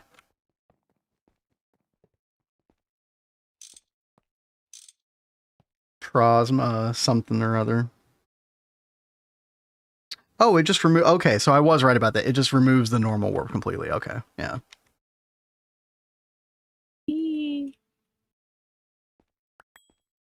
Let's see. I'm just gonna do everything on the top side. I think, chat. I want to get this set up pretty quickly. We have a problem, and I can't figure out why. What problem? The engraved Lapatron chip Why are you not working? Can you show me the hatch that the Laptron crystals are in? Are they showing up in the tooltip? No, I mean the tooltip of the crafting impibus. Yeah, they're in there. Oh, was the lens in there, Kat? No, but it wasn't in the other one either. Oh, they need a lens. Well, It how had was it had to have made had a all the lens. time? Like, Well, I went down there and just like double checked it, and that's why I was so confused because I was like, I don't see it in the crib it was in, or the crevice. See, it's oh. I always forget about that. no, these things are still pretty God. new to you. The crevice thing. Goodbye to your Nequadria dust. I know. Well, I am gonna limit it though, Rexy. So I don't want this stuff to just be made, willy nilly. So let's do output hatch. We'll go like 1024, right? And that's gonna need a storage bus, fluid. Then we're gonna need a normal storage bus for our normal output bus, which actually I think we'll just limit the fluid. There's no reason to really limit the item. So now, provided that these ratios are going to work out, like, could there be a scenario where you like fill up on fluid, but then you still need the dust? I guess that's possible. We'll monitor as we go. But yeah, we can do output bus here, and then below we can do output hatch, and that's going to be acid Nequata emulsion. Dude, I'm so glad I worked on some of this other stuff. We would have never gotten this done if I didn't work on what I did last night, chat. Oh my goodness. This is going to be extract only, right? And then I think we're good. I think we can connect all this stuff up now. So that's going to be, get this in queuing mode. Yeah, Dyron, that is a really good point. I suggest you get to AE2 stuff for Thaumcraft before attempting to make the large amount of soap because you need thousands of Essentia. That is an extremely good point. That's a really good point. It is possible without AE2. It's just really annoying. The amount of Essentia you need is insane. Find both of those. No, we really do need to work on a video going over like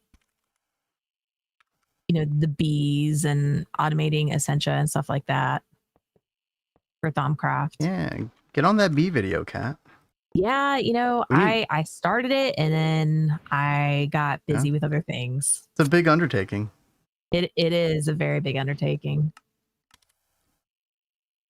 All right, there we go. Let's see. We're gonna need 2 dual interface for the 2 pumps as well.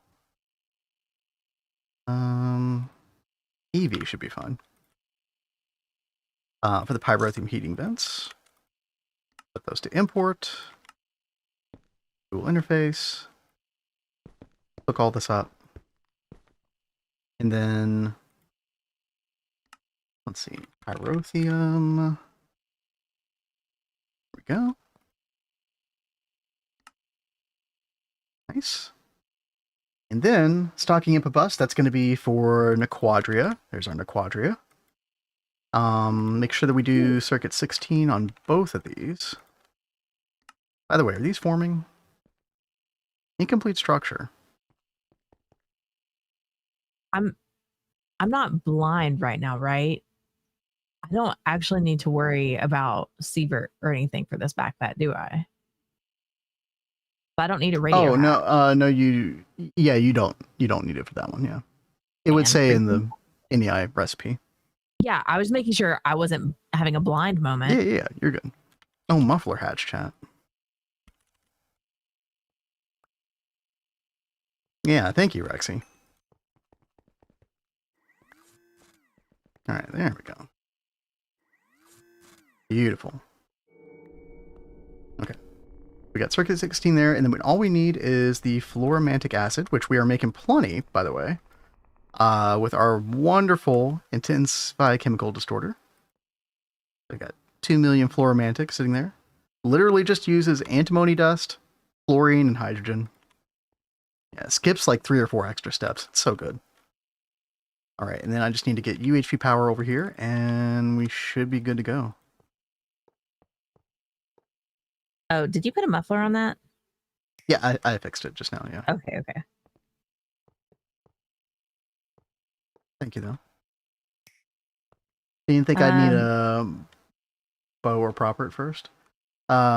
Need to make soap because I got a ton of warp from using one ring. Oh, the one ring. Oh, yep. no. Hey, that's a fun way to play, though. That's awesome. Did you see what Mr. Nibbles said? Am I just missing something on the tooltip for the autoclave multi? I assume glass limits energy tier, but I don't actually see that explicitly. Sometimes they don't say. And yeah, the glass definitely does limit the tier on that. Yeah. Does indeed.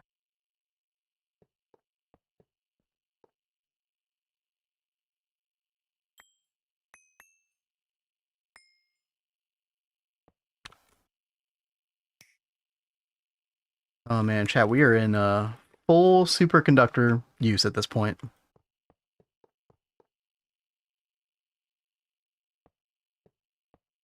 There's like a certain, I feel like UV is really the time. You could do it as EPM as well. But UV is where superconductor just starts to feel really good. As far as like using it everywhere. Now, we've always used, like, I mean, we used a lot of HV and EV superconductor as well, Kat. Mm-hmm. But we didn't use it like literally everywhere, right? But this is now just like literally everywhere. If it's not a laser, it's superconductor. Yeah. Double check, make sure. Hey there, Nameless. How you doing? Hey, what's up? Sweetest couple. Yo, thank you. So sweet. That's very sweet of you. I am doing my best to get our power sorted out. So we're doing a lot of different like little parts of this Naq Fuel line. And then Kat is working on the dreaded Xenoxene. Yep. Bacterial vat stuff. This, by the way, Chad, this is the last time you have to touch bacterial vat in biolabs and stuff. This is as bad as it gets. Once you get over this hump in UHV, you're pretty much there, right? Unless you just have to scale up your back vats for some reason, you know. I do, Rexy, I do, yeah.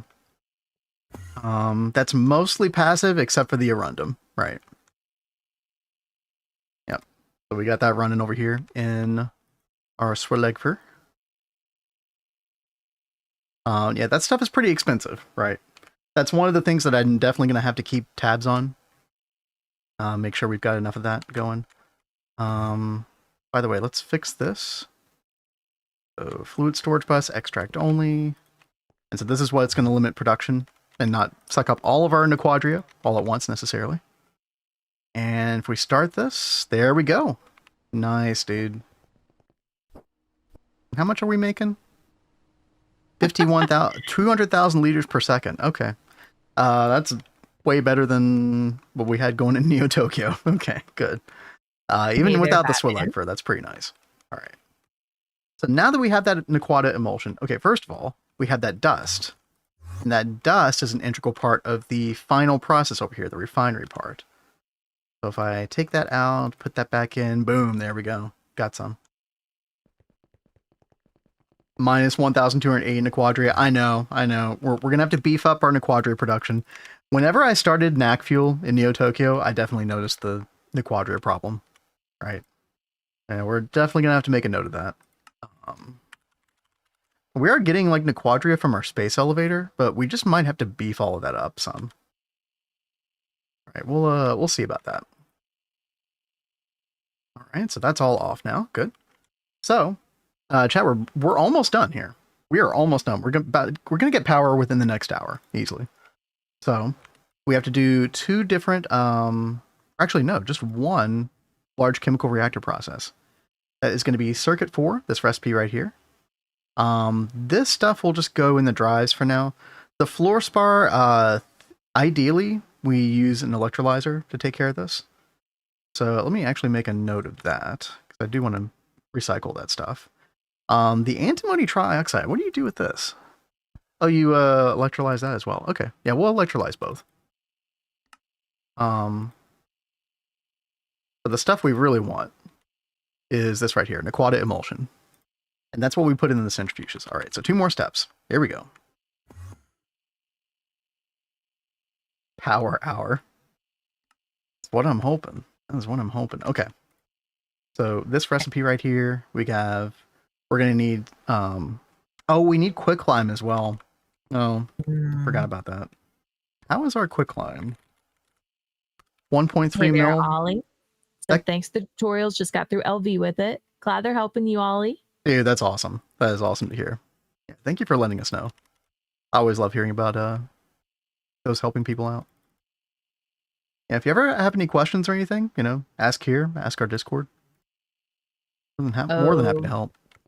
Blade says antimony trioxide is needed for Oh, it the is. do not electrolyze. Oh, Thank yeah, you dude. for, No, I completely forgot about that. You're reminding us right. about that. I mean, it's easy to make. And honestly, we're probably not going to like rely on that completely. So we probably still will set up this LCR. But yeah, you're right. Like, there's no need to electrolyze it just to end up doing that again. Yeah. It'll get used up, right? That's the important part. 1.3 million quicklime. Is that good to go? I don't know how long that's going to last. So I'm making a note to kind of, you know, double check that later on. There's going to be like 4 or 5 different things that we're going to have to check on, you know, maybe like 24 hours into the process. But we'll see. Okay, so we need a couple different things, chat. We need stocking input bus. We need stocking input hatch.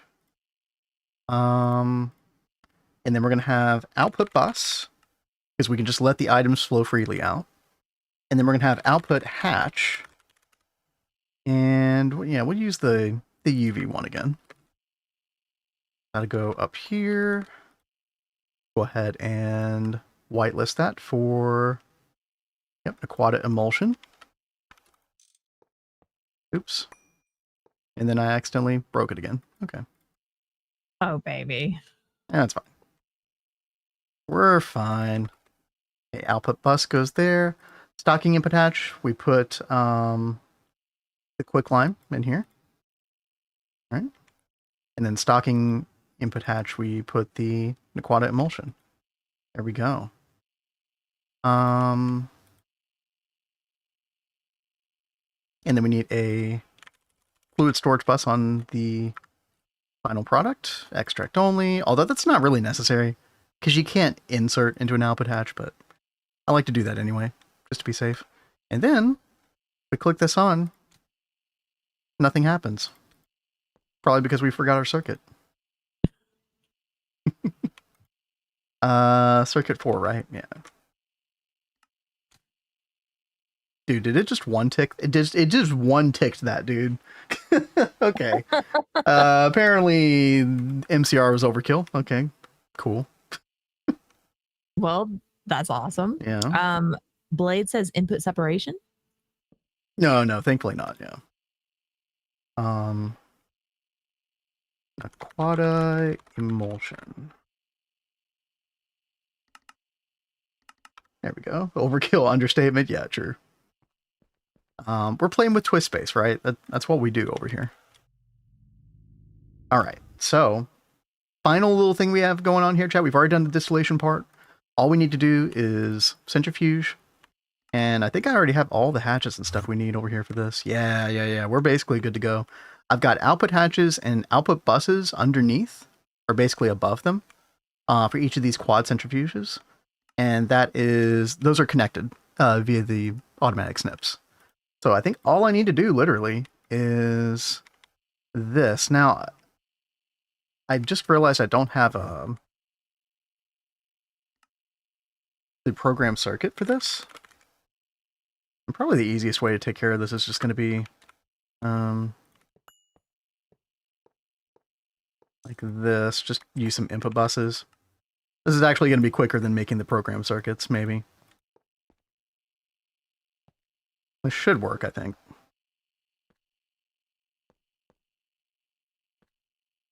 Circuit 1, 2 more to go. There we go. Nice. Okay. And then all we need to do is set up one of these stocking input hatches with the NaqFuel emulsion. And then we can take a data stick, left click the one we want to copy, and then right click paste it everywhere. Boom, boom. Just like that. And then we turn these on. There we go. Nice, dude. Oh no, I did realize something just now. What? Turn it off. I just realized that. I'm not bottlenecking this in any way, unfortunately.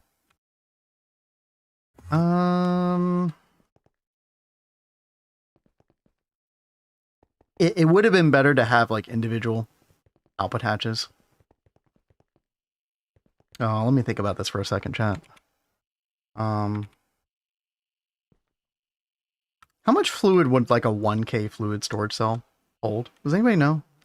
Because I think I want to hard limit those.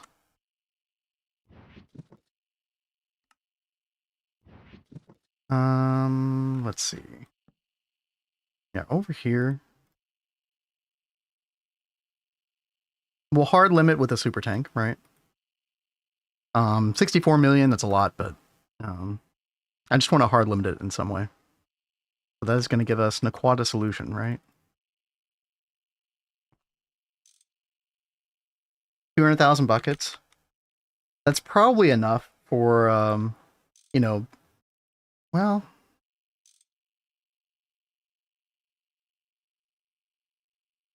yeah, we'll try the 1K. We'll see what it looks like.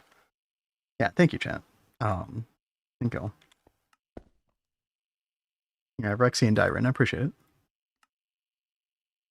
Let's whitelist this real quick. So that should have place to go, right? Oh, these aren't connected. Oops. Fix this real quick. There we go. Now we're getting it. Okay, cool. And this is NaqFuel. By the way, chat, I mean, if you're looking at all this and you think that it is overkill, it really isn't going to be, because this is going to be the backbone of our power all the way up until, what is it, UIV or UMV, I think? What do we get from Twist that helps out eventually? Is it the... So, Value said that it's even better than the Dyson stuff. Like, we probably just still want to continue doing Naq Fuel. Rather than this stuff from Twist even. It might have been UMV. Was it the Strange Matter aggregator? I don't remember, chat. 4090K holds 8 billion. The 4K holds 8 million, so 1K holds 2 million. Or 2K bucket. Okay, 1K is fine. Yeah, because I just don't want those output hatches to be storing too much of it, right? Although, now that I'm thinking about this,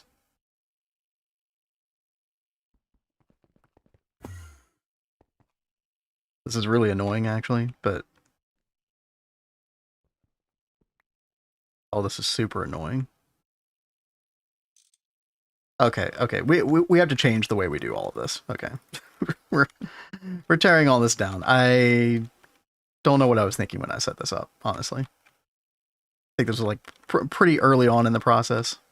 We can't have dense cable over here for what I'm about to do, because I think I'm about to employ storage bus and normal output edge. Yeah. So we'll need 4 of those. And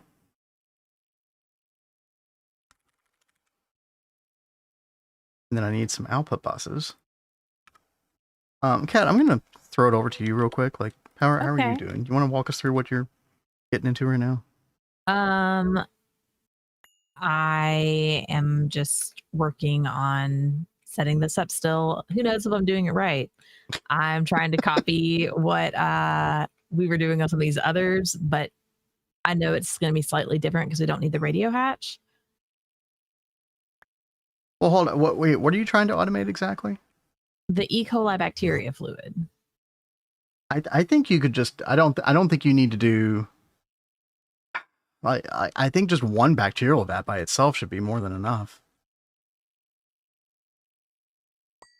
If you want to dedicate a whole quad to it, you can.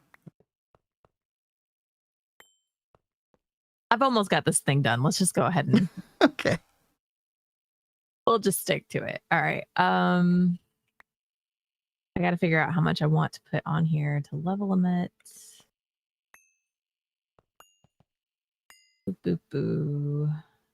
That one. Chat, I'm about to be sneaky. I'm about to hide these quad shared auto taping maintenance hatches in the middle here. Ah, Rexy says you do end up needing a lot of enzyme solution. So I guess this is a good thing I'm doing it like this. Fair enough. I think I just batch crafted it. Or like, I think I just had one bacterial vat like going in the background or something. Oh wait, no. We don't want these output hatches. Let me get them out of my inventory. What we really want is this right here. Wow. I think I used like 100 buckets of the stuff to make 4 Xenoxene petri dishes. That's disgusting. The ratio is very poor. Like the conversion ratio to like the final thing you're trying to get. Yeah. Did you see Batman, by the way? No, what? Sacrifice Vendrick now and stop cheating, Ben. How are you doing today? Another year, another time to sacrifice. Chat, for anybody who doesn't know, Batman was like one of our original viewers back in the day. Yeah. And has been relentless with the hatred toward He's been me. wanting to sacrifice Ben since the beginning. I don't understand. I don't know what I did to deserve this, but you know what? It is what it is. How are you doing, Batman? All right, let's see. Ooh, let's do this hub right here. There we go. How many blocks above the machine is it? Oh, talking about the LV crop manager. Oh, yeah. You can do, like, if you have the LV crop manager, like, on the middle Y elevation of crop sticks, like the same elevation as the crop sticks themselves, you can do another layer of dirt and another layer of crop sticks above it and below it. But yeah, you have to position it exactly Y level wise, elevation wise, where the middle layer of crop sticks are. So if you have the crop manager like one level down from that, like the middle dirt layer instead of the middle crop stick layer, then yeah, it won't reach that high up. I speak from personal experience where we definitely messed that up before. So let's see. Let's bind this one as well. Okay. Oops. No connectors found in queue. Oopsie. Still trying to get used to this advanced wireless setup kit. There we go.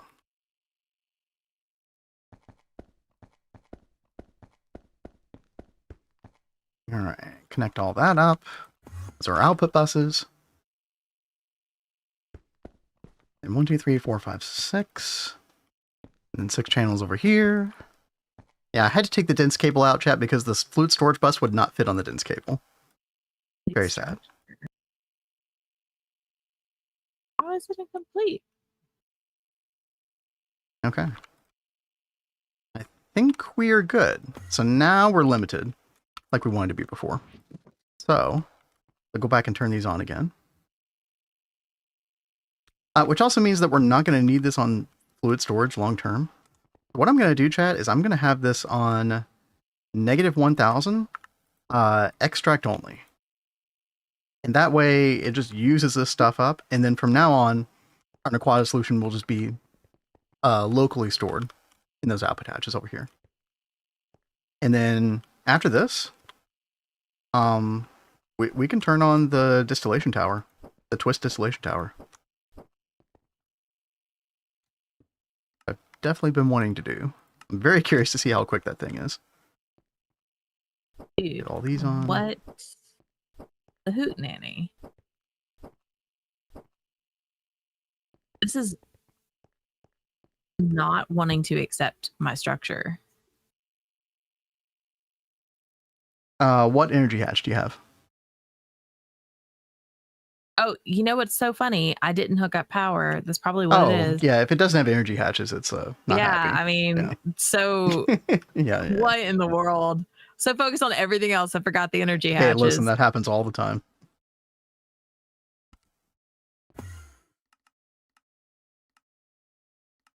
All right. Yeah, that would do it. Yeah. Okay. Chat, it is time. If we look over here at the stocking input hatch, Naquata solution, 4.4 mil.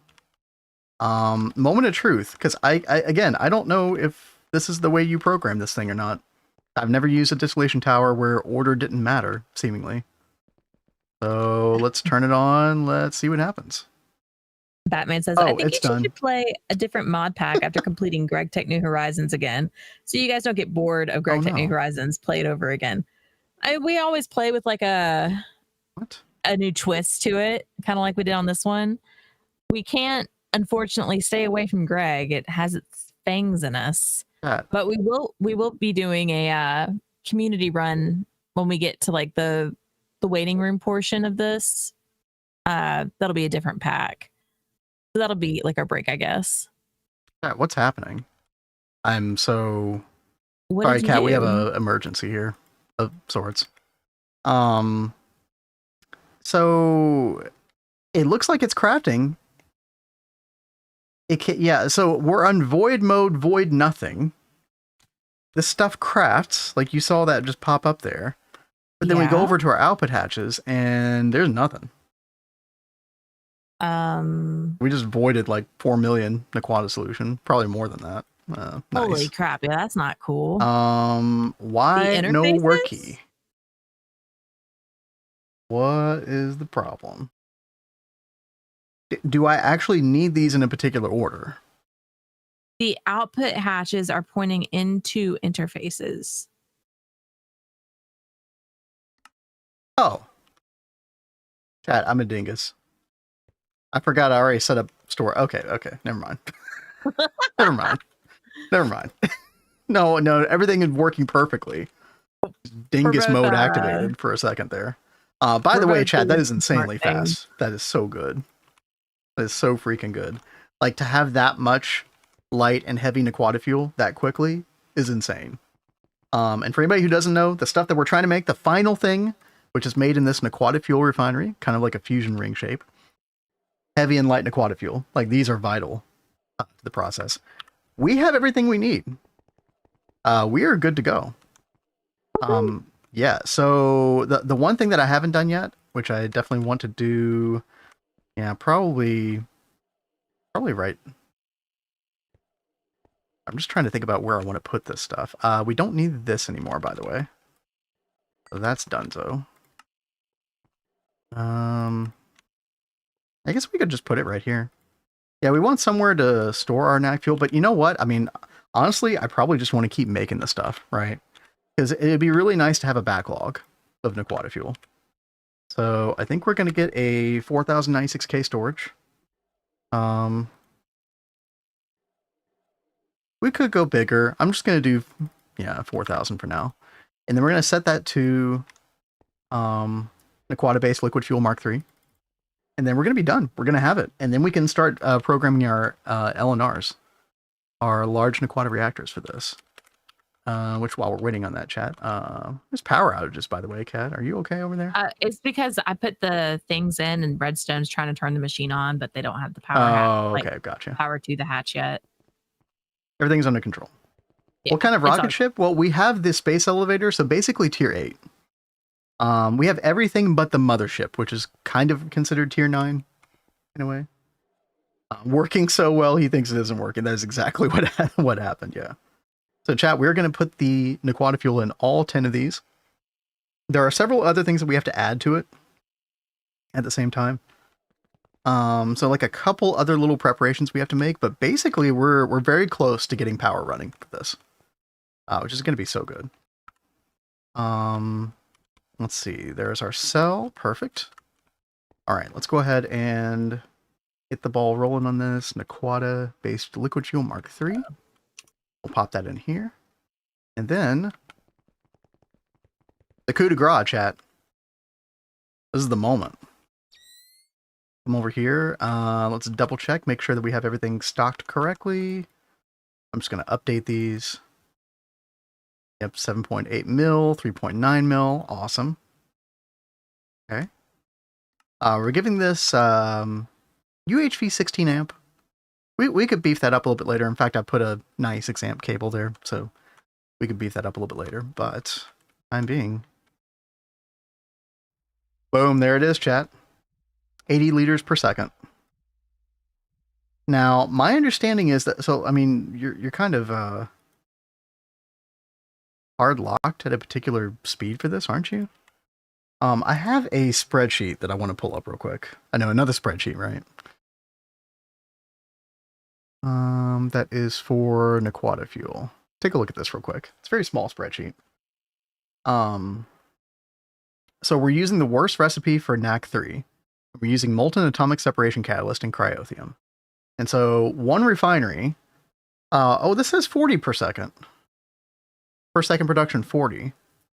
I guess that is assuming that you're at like less power than we're giving it. Maybe we're giving it an extra overclock that this doesn't normally account for. I am boned. Okay, good to know. I'll pass on a tip that Jillian gave me. Keep a stack of fuel on you in case of emergency. That is a very good idea. Yeah. We did that with benzene, emergency super tank, right? Yeah. And that totally came in handy. So chat, I think we're making enough to support 20 LNRs, technically. We'll see. We'll see. Yeah.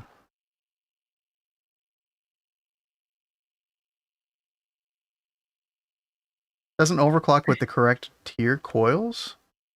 Also, that spreadsheet could be old. I mean, I did have the correct coil tier as well. Yeah, I don't know. Supposedly it's supposed to be 40 per second. I don't know. But that's fine. That's fine. So, next thing to deal with, chat, is large NaqFuel reactor. Hey, what's up, value? A bigger craft in my base is hovering around trillion EU per tick when all auto-crafting is running. That sounds bad. That's bad for UEV, probably, right? that's pretty bad. Hey, how do we get rid of the power fails again? I don't remember. You can do /PF space clear. Thank you. There you go. Yep. Okay, chat. Let's look at the tooltip real quick. And this is just kind of like, you know, I know a lot of people have not gotten to this point in the game. I'm just trying to kind of help you follow along, if that's possible. Because I know a lot of this stuff seems like very obscure if you've never gotten to it before. But basically, we're trying to do these different things that the tooltip requires. There's 3 things that we have to add, including the fuel. We have to give, in blue text up there, 2,400 liters per second of liquid air. Well, let's go over the other stuff real quick. You can do a different coolant, the blue text there. We're going to be doing cryothium, and that's easy. We got the B. Like, I might have to give the map a couple more cryothium Bs. In fact, let me cryothium. Let's pin that. Kind of our little to-do list over here. Pull up the reactor again. And then in the red text there, yeah, there's basically like these catalysts for the fuel that you can give. And we're doing molten atomic separation catalyst, which is kind of difficult at this point, but I think we've got it under control. So the one thing that we don't have completely under control is liquid air. And liquid air, pretty simple recipe, literally just air inside of a vacuum freezer, right? We have that down here. This vacuum freezer is dedicated to it. But these air intake hatches are kind of, you know, leaving a lot to be desired. But we do have something from TwistBase. If I can find it. This right here. Yeah. UHV intake hatch. This should be doable. Let's see. And that's just a shaped crafting recipe. Try this. And let's go back home. Pop this in here. Base GTNH. Oh, is this base GTNH now? Oh, I thought this was Twist for some reason. Oh, okay. Hey, yo, thank you for clearing that up. Okay. This is vanilla GTNH. Okay, good. Yeah, very cool. Now, the only bad thing about this, I think, is if you type in air intake hatch. Oh, it does pull up now. Okay. Okay. Yeah, I take all that back. But yeah, thankfully we have access to this now. Which should give us, like, I think just one of these is probably going to be enough, right? If we can make this UHV input hatch. Fluid regulator, we don't know how to make yet. Octaron. Octaron. Is that an ABS thing? It sure is. UHV, okay. We do have a UHV hatch on our ABS, so. We're going to have to figure out how to parallelize that soon. 2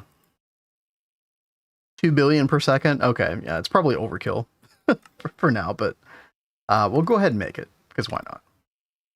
Alright, so that is circuit 5. I'm just going to do one instance of the recipe, because it does take a long time. MABS, UHV, just items, yeah. Man, I really wish we had access to the proxy. I miss having the crafting input proxy. Oh, we do need to partition some space in our drives. Kat, by the way, went and changed all of our drives to 16,384. Bless her. Yep. That was a nightmare of a task. It was like, what, 40 of them or something like that? Yeah, it was like 40. But we needed to do it because, you know, I was trying to call up all of these containment field generators last night, and it had all these fluids queued up and everything, and we were worried that if we canceled it, which we needed to, that the fluids would have nowhere to go. So we really needed to go do that. It was my mistake, so I needed to be the one to fix it. That craft, I mean, I'll be honest, that craft did surprise me a little bit at how crazy. Like, I knew that it was a crazy craft. But yeah, it's like, even though that twist multi is available to us technically in UHV, we are not prepared to make it at all. Up until now, we've kind of been coasting with the twist multis. But it's going to be really good to get the cutting machine and the lathe upgraded to the twist multis. Yeah, dude, no, especially like the cutting machine. I really look forward to getting those. Yeah, sometimes cutting those like higher tier wafers can be kind of crazy. Right, input hatch UHV. Circuit 1 in the press, and then I think we'll be good for this craft now. Yeah, cutting is totally brutal. Yep. Dude, especially later in the game. When you're in end game, oh my god, dude. It's so bad. Have I ever mentioned making 256 cutting machines before? Good times. Oh god, Super Tank 2, Titan Steel Dust, Arcanite Dust. Interesting. Okay. Arcanite, Titan Steel. Okay, well, we have to do ingot recipes for those first. So, Titan Steel ingot. Oh, dude, did you see Blade needs 10,000 UHV circuits? Good Lord, man. Yeah, dude, here we are thinking 1,000 is a lot. On? 10,000.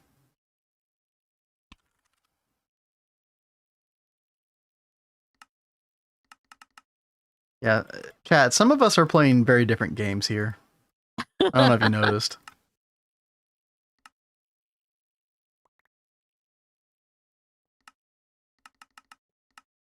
All right, then we're going to put both of these in the macerator.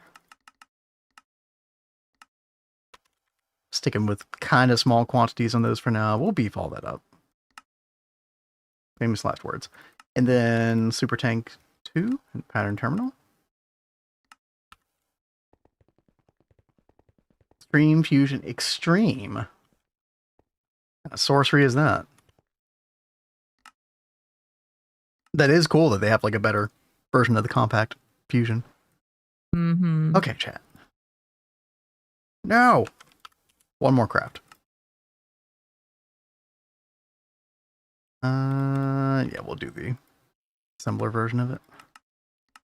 That was circuit 4, yes. The press we go. Alrighty. Okay, now, gimme. Good. Good job, game.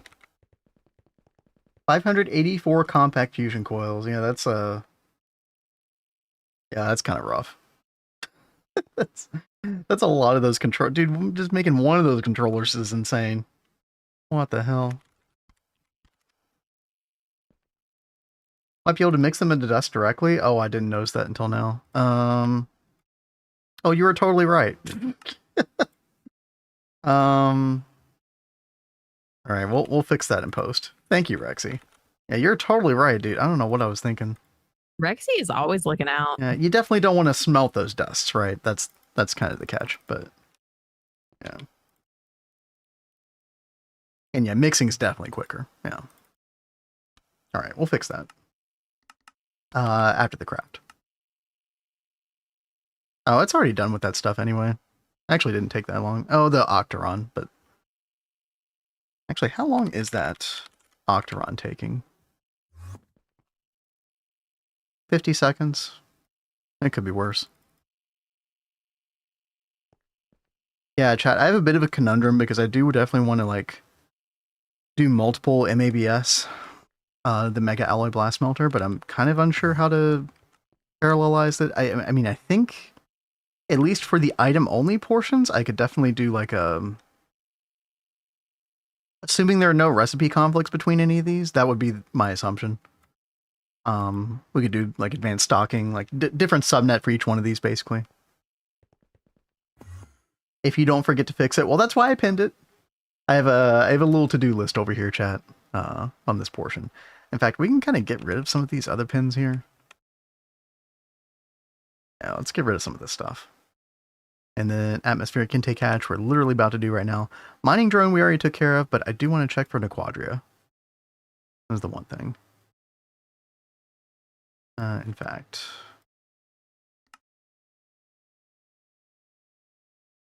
there we go. Probably upgraded the more advanced wetware processor SP. Not have to use the processing unit.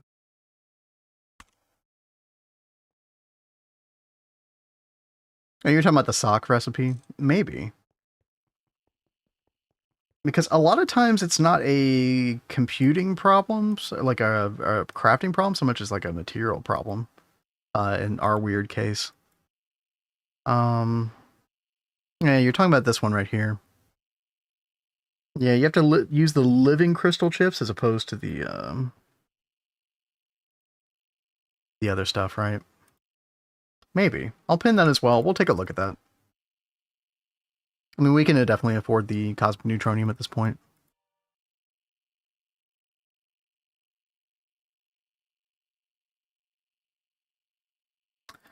Yeah, dude, beamline I have beamline I have neglected so badly. Let's show. When are you gonna get back on that? I know. Let's show the state. Well, power, right? I just got to. Yeah. I made the video and then power. Chat. We still only have one beamline. Making like RAM wafers and a couple of other things. Yeah, we have 4 more to build here. Well, hopefully we can get that done this week. I would definitely like to. Okay, how is our... Okay, we're just doing wetwares now. And then the Octaron's finishing. Okay, that shouldn't take long. But we'll fix liquid air. I mean, right now we have 64 million liters of liquid air, but... You know, I didn't trust our current situation to be able to keep up with it, so... Yeah, once we get that going... Cryothium, I do need to go ahead and make cryothium visible to the network. Let's go ahead and do that. Yeah, gelid cryothium. Okay. Which we have almost 1 billion of. Okay, that's not terrible. I'm gonna have to also go check the fluid extractor that's dedicated to that and make sure that can handle everything. And then also, yeah, we've got the molten atomic separation catalyst. So that is being stored in this fluid extractor over here. Yeah, and then there's just a bunch of ingots like waiting to be processed as well. I might want to do a bigger output hatch than this. I'm not sure. I mean, it's going to use, like, if we have 10 LNRs going, it's going to use 200 liters per second.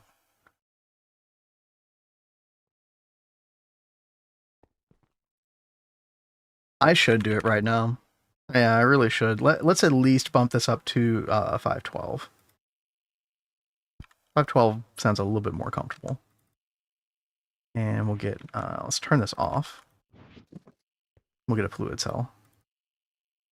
The last thing we want, chat, I mean, this is the basis of our future power. The last thing we want is anything in this area failing.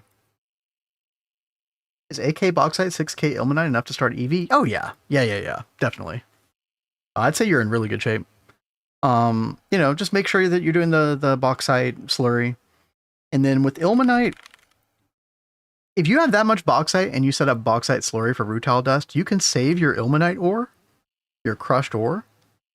And then you can use that in this chemical bath. So you need an EV chemical bath. So you dip into EV a little bit, save your ilmenite for this.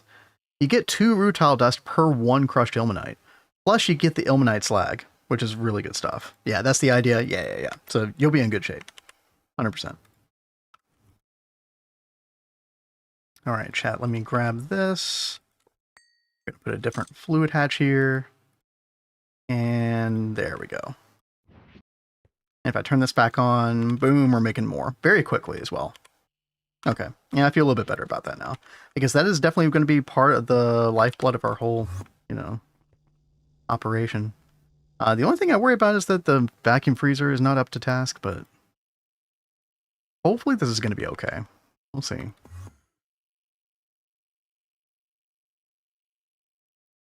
And now we're not making any more of this. Let me check why that is.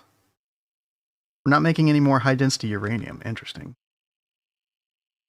Why did that stop crafting? So that is wrapped uranium ingot. We have none of. Okay, that's an assembling line recipe, or assembler recipe. Why are you not making that? Okay, you have no tungsten carbide. Okay, we're working our way backward here.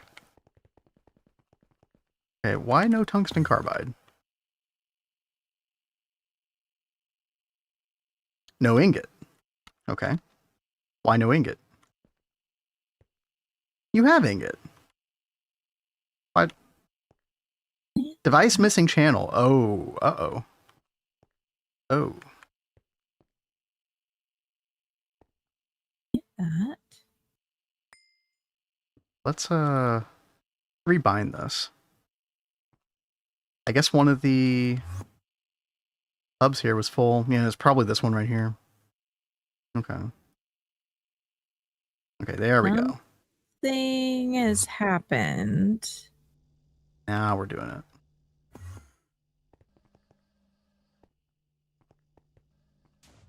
it. Something made the seaweed broth stop working. Uh-oh.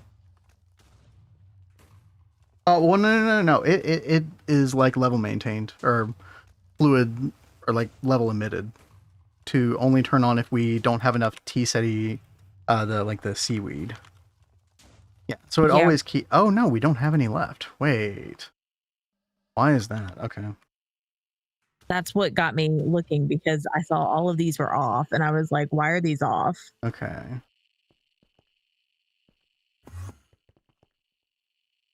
this right here, unknown nutrient agar, we don't have enough. Hold on. Really? I thought I just saw a whole bunch in there. We have 4 million. Device online. Yeah.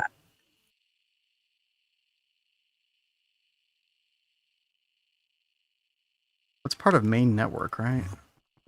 Yeah. Hold on. Yeah, we have 4 million. What's your deal, bro? When levels are above or equal to limit.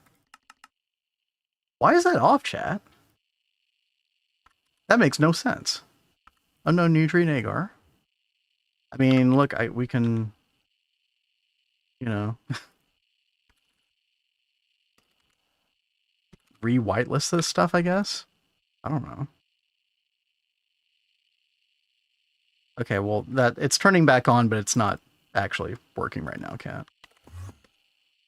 Set. Did something up here get messed up? Okay, well, now the redstone's back on. I don't. It's working now? Yeah, it's working now. Okay. Okay. Yeah, that didn't there it lose a goes. channel, did it? How are our hubs doing? Oh, something is. So Cat, one of two things with this wireless hub. Either this is completely full on channels exactly, or there's too many things connected to this. I really hope not too much is connected on it. Yeah, I try to never have a hub have 64 on it, because if that's the case, then it's hard to tell I don't like if it's that either. Yeah, it's hard to tell if it's overloaded or not. I mean, we could change this wireless connector right here. Let me do this. We could change that. Actually, we don't even need this. We don't even need this access point. Okay, and that went down to 62. Okay, we have enough channels for everything. That's fine. Okay. Yeah, it could have just been buggy, like Rexy was saying. How are the bees doing? The bees are amazing. We got that mega apiary going. Bees are awesome.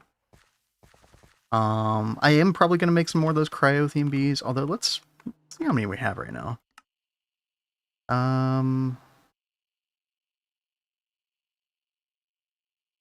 Oh, are we still oh, dude, I think we're still relying on the industrial apiaries. Wow. Okay. Yeah, I definitely want to change that.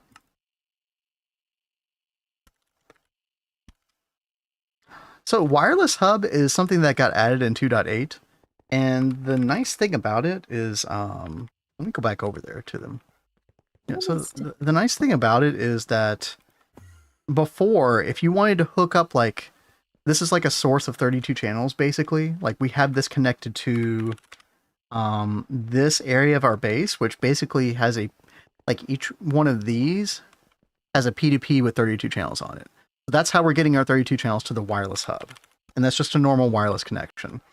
But what's nice about this thing is that you can connect multiple wireless connectors to one hub. So what you used to have to do before is you'd have, okay, this is where our 32 channels are.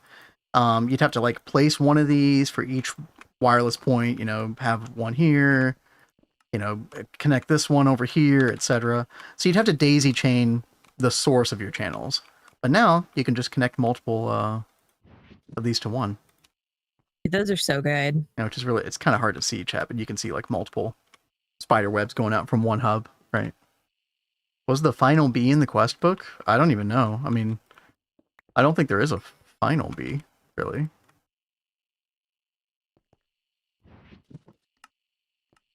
I'm not sure what that would be. No pun intended. Yeah, like I said, it's only been in the game for a couple months, but yeah. It is pretty nice. Chat, let's go back to Naq Fuel and let's see what's going on. Did we replenish our stock? We did. Okay, so uranium solved itself. Or we solved it. Okay, good. So we are theoretically, yep, there we go. We're making more Naq Fuel. Awesome. And then Tiberium should be okay now. With the space elevator I might make another space miner. Space elevator. Let's make another one of those. Maybe today. Yeah. We're a little low on the high density plutonium though. I do want to check that as well. Okay. This is made with the wrapped plutonium ingot, so I assume we are out of those. Okay. Those are made in the assembler. Hey there, Conkers. Hey, what's up? Happy Monday. He says, good afternoon. The new AE video is fantastic. I recommended it to my friend who is having trouble wrapping their head around the AE. Hopefully that helped them. Dude, that's awesome. Yeah, thank you for recommending it. I really hope that helps a bunch of people. It does seem to be so far. Oh, this right here, chat. Wait. Ew, how Device gnarly. online. We have plenty of this stuff. But it's not being registered over at the assembly machine. Oh, is it because we're just like stuck making wrapped uranium ingots in perpetuity? Okay, no, there it goes. Now it's making the... Okay. We might want to soup up the power on this then.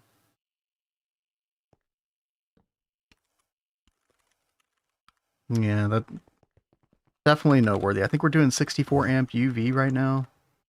Yeah, but when we get this sorted out, we'll upgrade to UHV.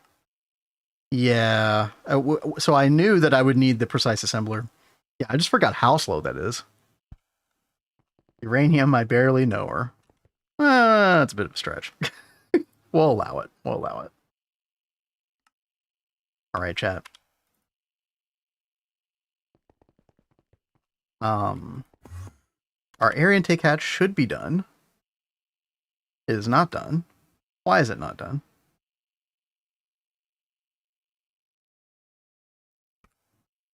Oh no. Do those plates require UHV? Uh-oh.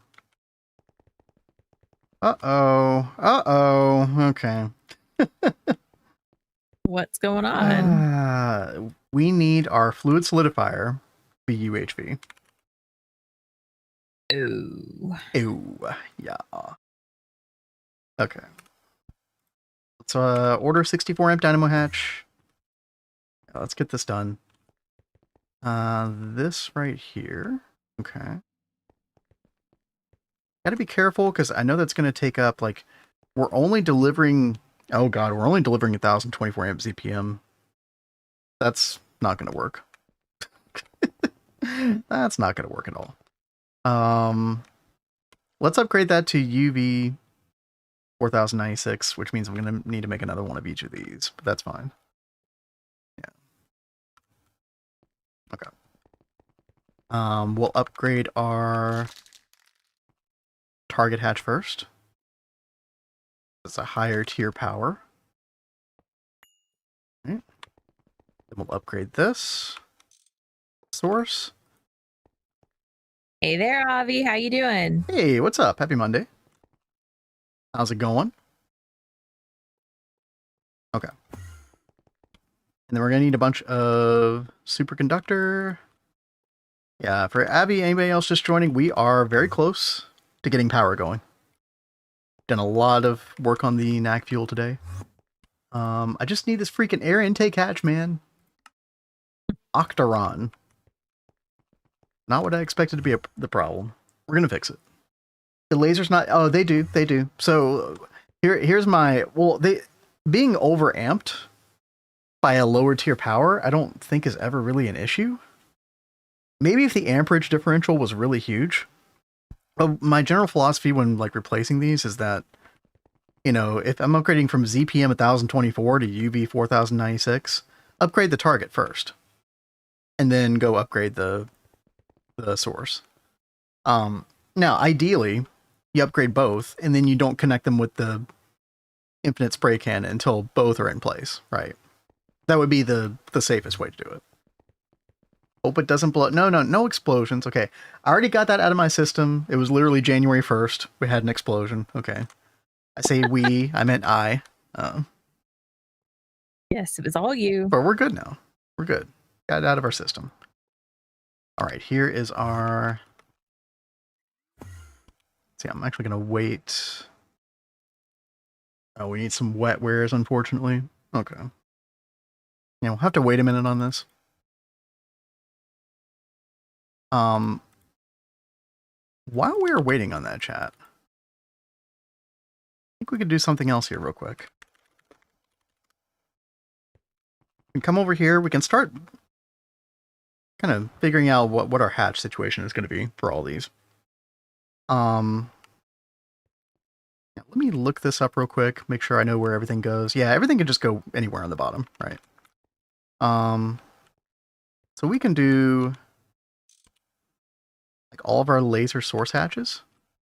I'm kind of future-proofing with the 4096 UV. Yeah, I think we'll do them all. Actually, you know what? It might make more sense to stagger them as well. Yeah. Let's stagger them. Like this. 3. Another one. 4. My last controller. There it is. And then 5. Right. Something like this. And then we can take our laser power. And let's do the first 3 first. And we'll do them like right at the front of this thing. So, and we're gonna need plenty of mirrors. That's why I made 34 mirrors for this. Yeah, there was a good reason I hooked all those up. Yeah, so we could get all these in place. We could use the matter manipulator and still might chat, but I mean it's not saving that much time at the moment. So, ooh, make sure to put one right here as well. Checking in to say, while I have very little learned from your videos, I love watching them. You two are really charming, calming to watch. Thank you so much. That's a great compliment. Thank you. That is so sweet. Yeah, thank you. We you know, try to at least keep a little bit of our namesake, the cozy part, in some way or another. Yeah, thank you very much. Unless you catch an unusual rant about Xenoxene. Oh, okay, bad timing. Yeah. Yeah. Don't watch earlier in the VOD. Okay. Whoops. No. Mostly cozy, right? Oh, man. And yo, Alf, how's it going? PVZ Miner, good to see you. Hey there. How you doing? Honkers the royal we. Yeah, I know, right? I didn't mean to.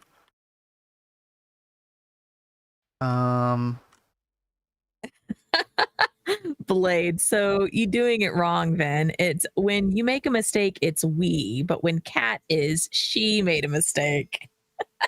I corrected myself, okay? All right. I'm not in trouble. You were so funny. Chat, we make sure that we don't forget to put the laser mirrors everywhere, every turn, basically. It's a very easy mistake to make. Good news though, I think I can use matter manipulator to like literally copy this and flip it, right? Pretty sure. There we go. Cat, you should sacrifice Vendrick to the blood gods of blood magic. Okay. I mean, he has it now where he doesn't even have to give blood or do the sacrifice ritual anymore because he's got the infinity blood orb. We are way beyond those days, chat. Right? Okay, let's... Oh, sweet. Alf, lucking out in the new year already. Ended up getting an extra paid time off week. Oh, that yo. Is awesome. Dude, that's freaking awesome. Well, I hope you are making the most of your extra week off.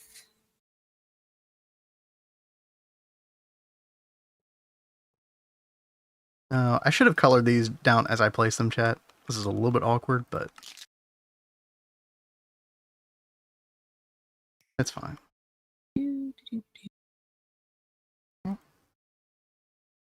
And then, yeah, we're just kind of cycling through all of the different colors here.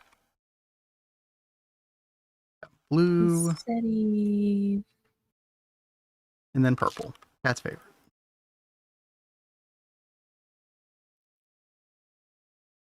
Oh. There we go. Pop. Do I have enough laser? Yeah, we should have enough. Okay, chat. So what I'm going to do is We're going to go to mode. We're going to go to copy. And then we're going to go from like up here. Mark copy. And then all the way here. That looks right. Yep. Okay. And then we're going to mark our pace. Actually, we're going to edit transform first. And we're going to flip X. No. Z. I think. There we go.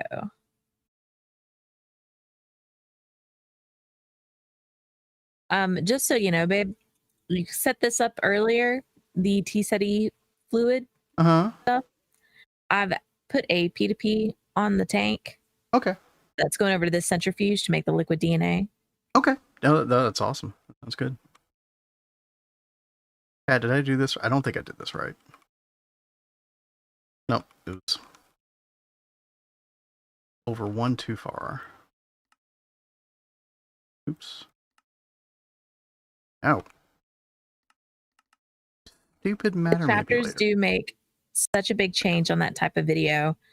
Oh, like on the tutorials, every time I see him do the chapters, I'm like, that is such a good idea doing the chapters. It is a bit of extra work, but yeah, dude, I know. Yeah. Because I know that not everybody's going to watch an hour and 35-minute video, much less like in one session as well, right? Yeah. Like even if you're going to watch the whole video, you're probably doing it in different chunks and want to go find different things. So yeah, I do try to do that as much as possible.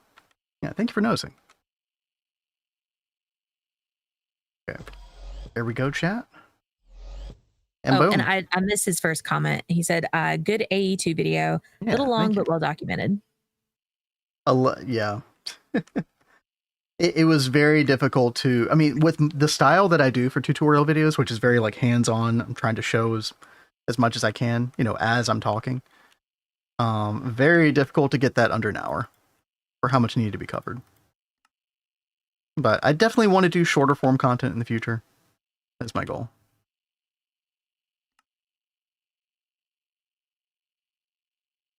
Okay, so we just need to do the source hatches. I guess I could have included it in the schematic, but that's okay.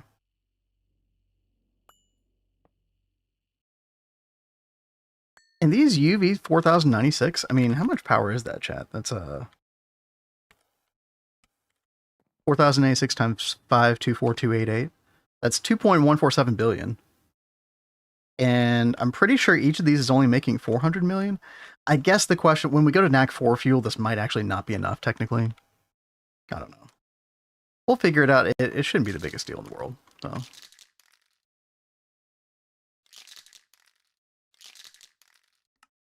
Now you're not. And now, if you're forming. totally right, the smaller chapter is also easier to find something if you just need a small part. Well worth the time doing them proper the first time. Yeah, I know. I really love chapters when I'm watching tutorials.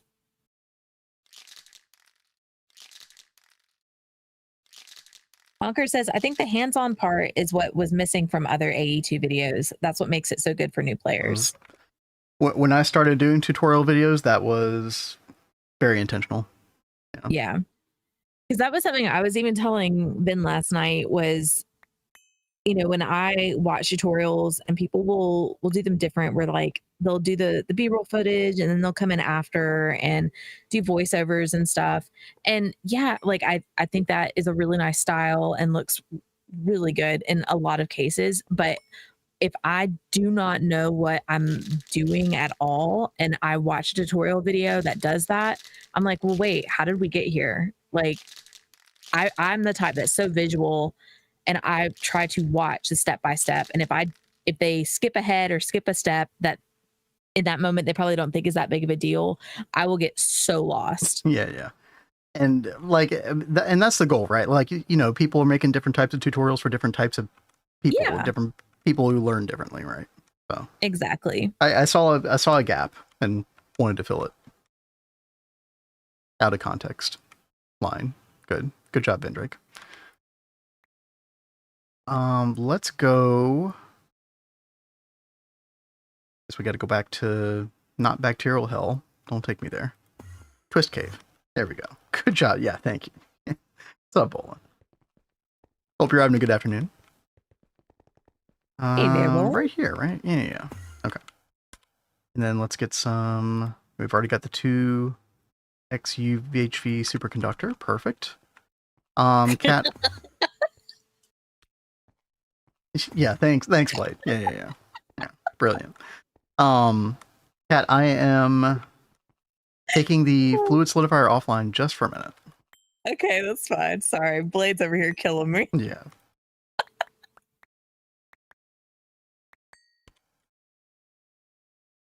All right. UHV 64 amp energy hatch. And then UHV 64 amp dynamo. Yep. Oh, so Brent, that is so good. Almost finished moving benzene to new quad in the PDM. No more super tank ferrying around for power. That's gonna be great. Absolutely. Blade, I love when Cat laughs. It makes me laugh too. Well, I'm glad I can make you laugh. I know I'm like one of those sympathetic laughers. Yep, if there's very someone much. around me who laughs, I just can't help myself. I'll just start laughing. Same with crying. Oh gosh, dang it! I need the glass, right? Neutronium glass. Oh, Okay, we have plenty though. That's good. Okay, let me put this in a different mode. Exchanging. Middle click that. Everything that we need for this. If middle click this glass. And oops. There we go. Replace that. I think there's something wrong with your Yes. craft. Oh no, it's starting to work That's now. exactly what I've been working on the past 15 minutes. Yeah. Gotcha. No, thank you for looking out though. Yeah. It was funny because you were mentioning that just as I was putting the finishing touches on it. It's like I saw it earlier and I was like, oh, okay. And then I went and I've crafted a whole bunch of other stuff and it's still there doing the same thing. So I was like, Yeah. Sure hope those cables don't connect. No. We're professional here, okay? I think I can get rid of these. Do I want to dual share the... Yeah, I think I do. 1, 2, 3, 4, 5, 6, 7. So it's going to be some of these here. We're going to do stocking input hatch.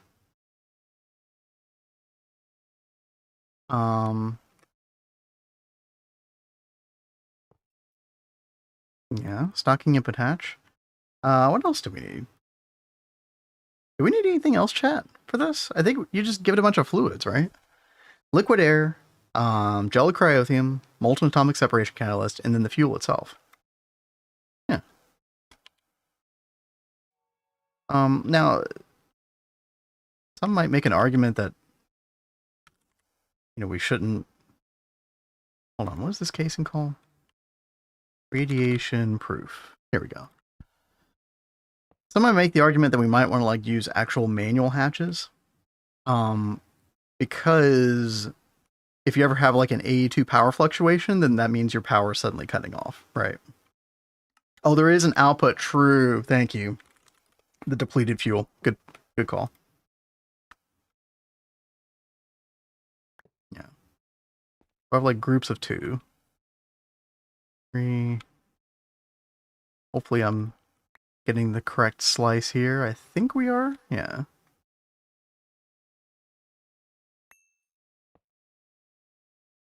Stocking, output HME. And for this one, kind of doesn't matter.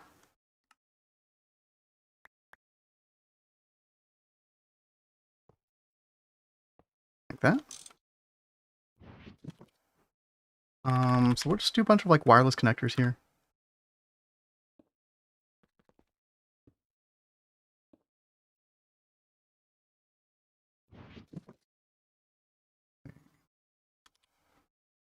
Definitely need more cable than this. Grab some of that. Connect all these up. Like so. That doesn't reach the 5th one. Oh, you're right. Wait. Yeah, no, you're totally right. Thank you. Good lord, dude. Freaking amateur hour over here. I'm like slowly losing my brain over here. Yeah, I sometimes I worry when you get really quiet. What? Walk us through it, Kat. So I need to get these like special data orbs. Ultimately, I need this thing, this plasmid sample flask for Barnatophis, whatever the heck that is. And in order to get this, we have to get these data orbs. Mm-hmm. And I'm following you. to get the data orbs, we need to get like this other stuff going, like the fluorescent DNA. I'm gonna have to look at the polymerase, but then you've got to get these like other DNA sample flasks. So then you go up here and you have to work on more petri dishes in order to get those things. This is like an awful cycle of doom. They do this just to make you want to pull out your hair.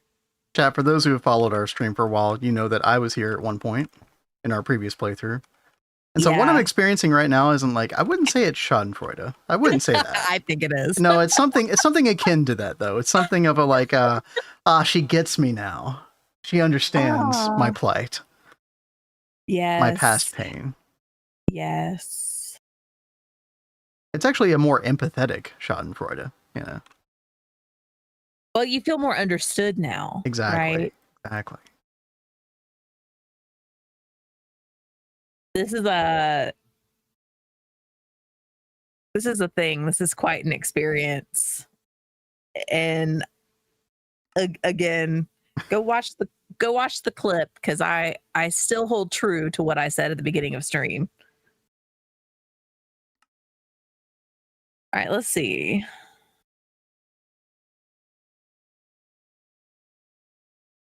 Mallet, hello, says, I've got an oil question for you two. If I am planning on doing hog and benzene, what type of cracking should I do on what oil byproducts? Sorry, 1 second. I'm having problems here. Uh-oh. Yeah, 1 second. Is the... Oh, okay. Sorry, user error, actually. It happens. You're doing hog and benzene both. That's super interesting. I mean, I can show you what oil cracking we do for, like, we don't do hog. That's the one, you know, thing I'll say up front. We actually were maximizing for like propene and ethylene production, right? That was like the main reason we did our oil setup. So if you're trying to do hog, we've never done hog, so we don't really know exactly what is optimal for that. But I mean, I can just show real quick, like, you know, we're doing circuit 3, we're doing severely steam cracked for light fuel. Wait, are we just severely steam cracking everything? Wait a minute. No. Moderately steam cracking naphtha. That's really good for ethylene, I think, if I recall correctly. Lightly steam cracking the refinery gas. I think we're heavily steam cracking the heavy fuel as well as the light fuel. Yeah. No help for the thing Cat is doing? The quest book is actually really not that helpful. Because it's actually difficult to find all of these NEI recipes specifically in here. Because a lot of times you look something up and then you actually have to like use the search functionality baked in NEI, like the NEI sub search, to find the right thing, especially with those data orbs. Because if you look up a specific data orb and how to make it, it just shows you all the data orbs. Yeah. Are you providing the steam? So I think we actually have some steam storage as a fluid on our network. But what you could also do is just the fluid heater. You could do steam this way. Like a single block advanced, or yeah, single block MV fluid heater should actually be enough for 4 steam crackers. Steam cracker multis, I think. And yeah, you can just do circuit 1 recipe. 15 ticks at MV gives 960 liters steam. Less than a second gives you 1,000 liters. Not bad. You know, you might want to use HV at least. But yeah. Should make a backup before turning on new power. Nah, we'll be okay. If I blow something up, you can make Last fun words. of me. But nah. I don't know. We've been extra methodical and careful here. Hey there, read on. This is on YouTube. Says perfect AE2 vid just got to EV and it couldn't have been released at a better time. Dude, I love to hear that. Yo, thank you. Thank you. I really hope that helps you out. Oop, there we go. And yeah, Kraylin, I'm totally with you. Famous last words. It's fine.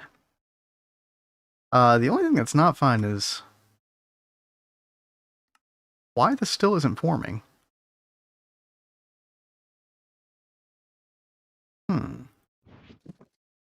Okay, let's get our hologram projector out. Let's see what's going on here. This multi-block complete. Not acting like it's complete. Oh, maintenance hatch. Oh, Yeah, yeah. thank you, Rexy. Dude, I always say the thing and then I look over in chat and Rexy has said it. Yep. Every time. Oh, wait, that was And Al. the... Venom Power has not the a good laser track record in 2026 so far. What? Okay, well, I don't know what you're talking about. Okay. He knows about your explosions starting off the year. Wait, what was that explode? Wait, how did that happen? I'm trying to remember. What blew up? I don't remember which one you did on stream. I remember the one you did off stream. No, stop. Don't tell them about that one. I'm just saying. They're not supposed to know about that one. But that one was power related. Leave it to Kat. I should never have told her. Well, I mean, I knew because of all the machine offline, the power fail messages that were coming up. And I was like, okay. why is that off?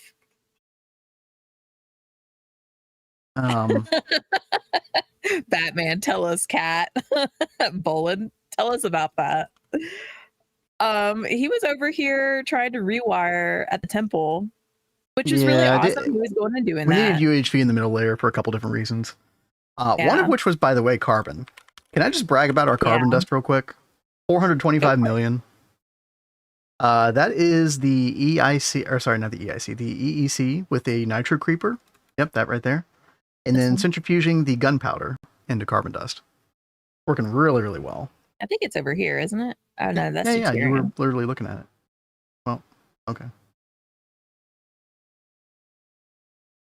Well, I was talking about the centrifuge where you had that set up. Oh, it's like that one right there. Yeah. I don't have it labeled. Okay. The wall shade one. Yeah. Okay. Because it takes no time to actually centrifuge.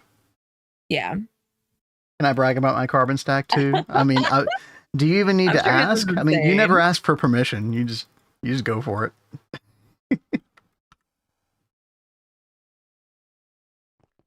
Let's see, Chad. I do need a couple more channels around here, so I'm going to put another wireless hub. Color that green, and then you know what? Yeah. 1.3 trillion. Yeah, that's pretty good. We probably will not have that much in our playthrough in UAV. Okay, queuing mode.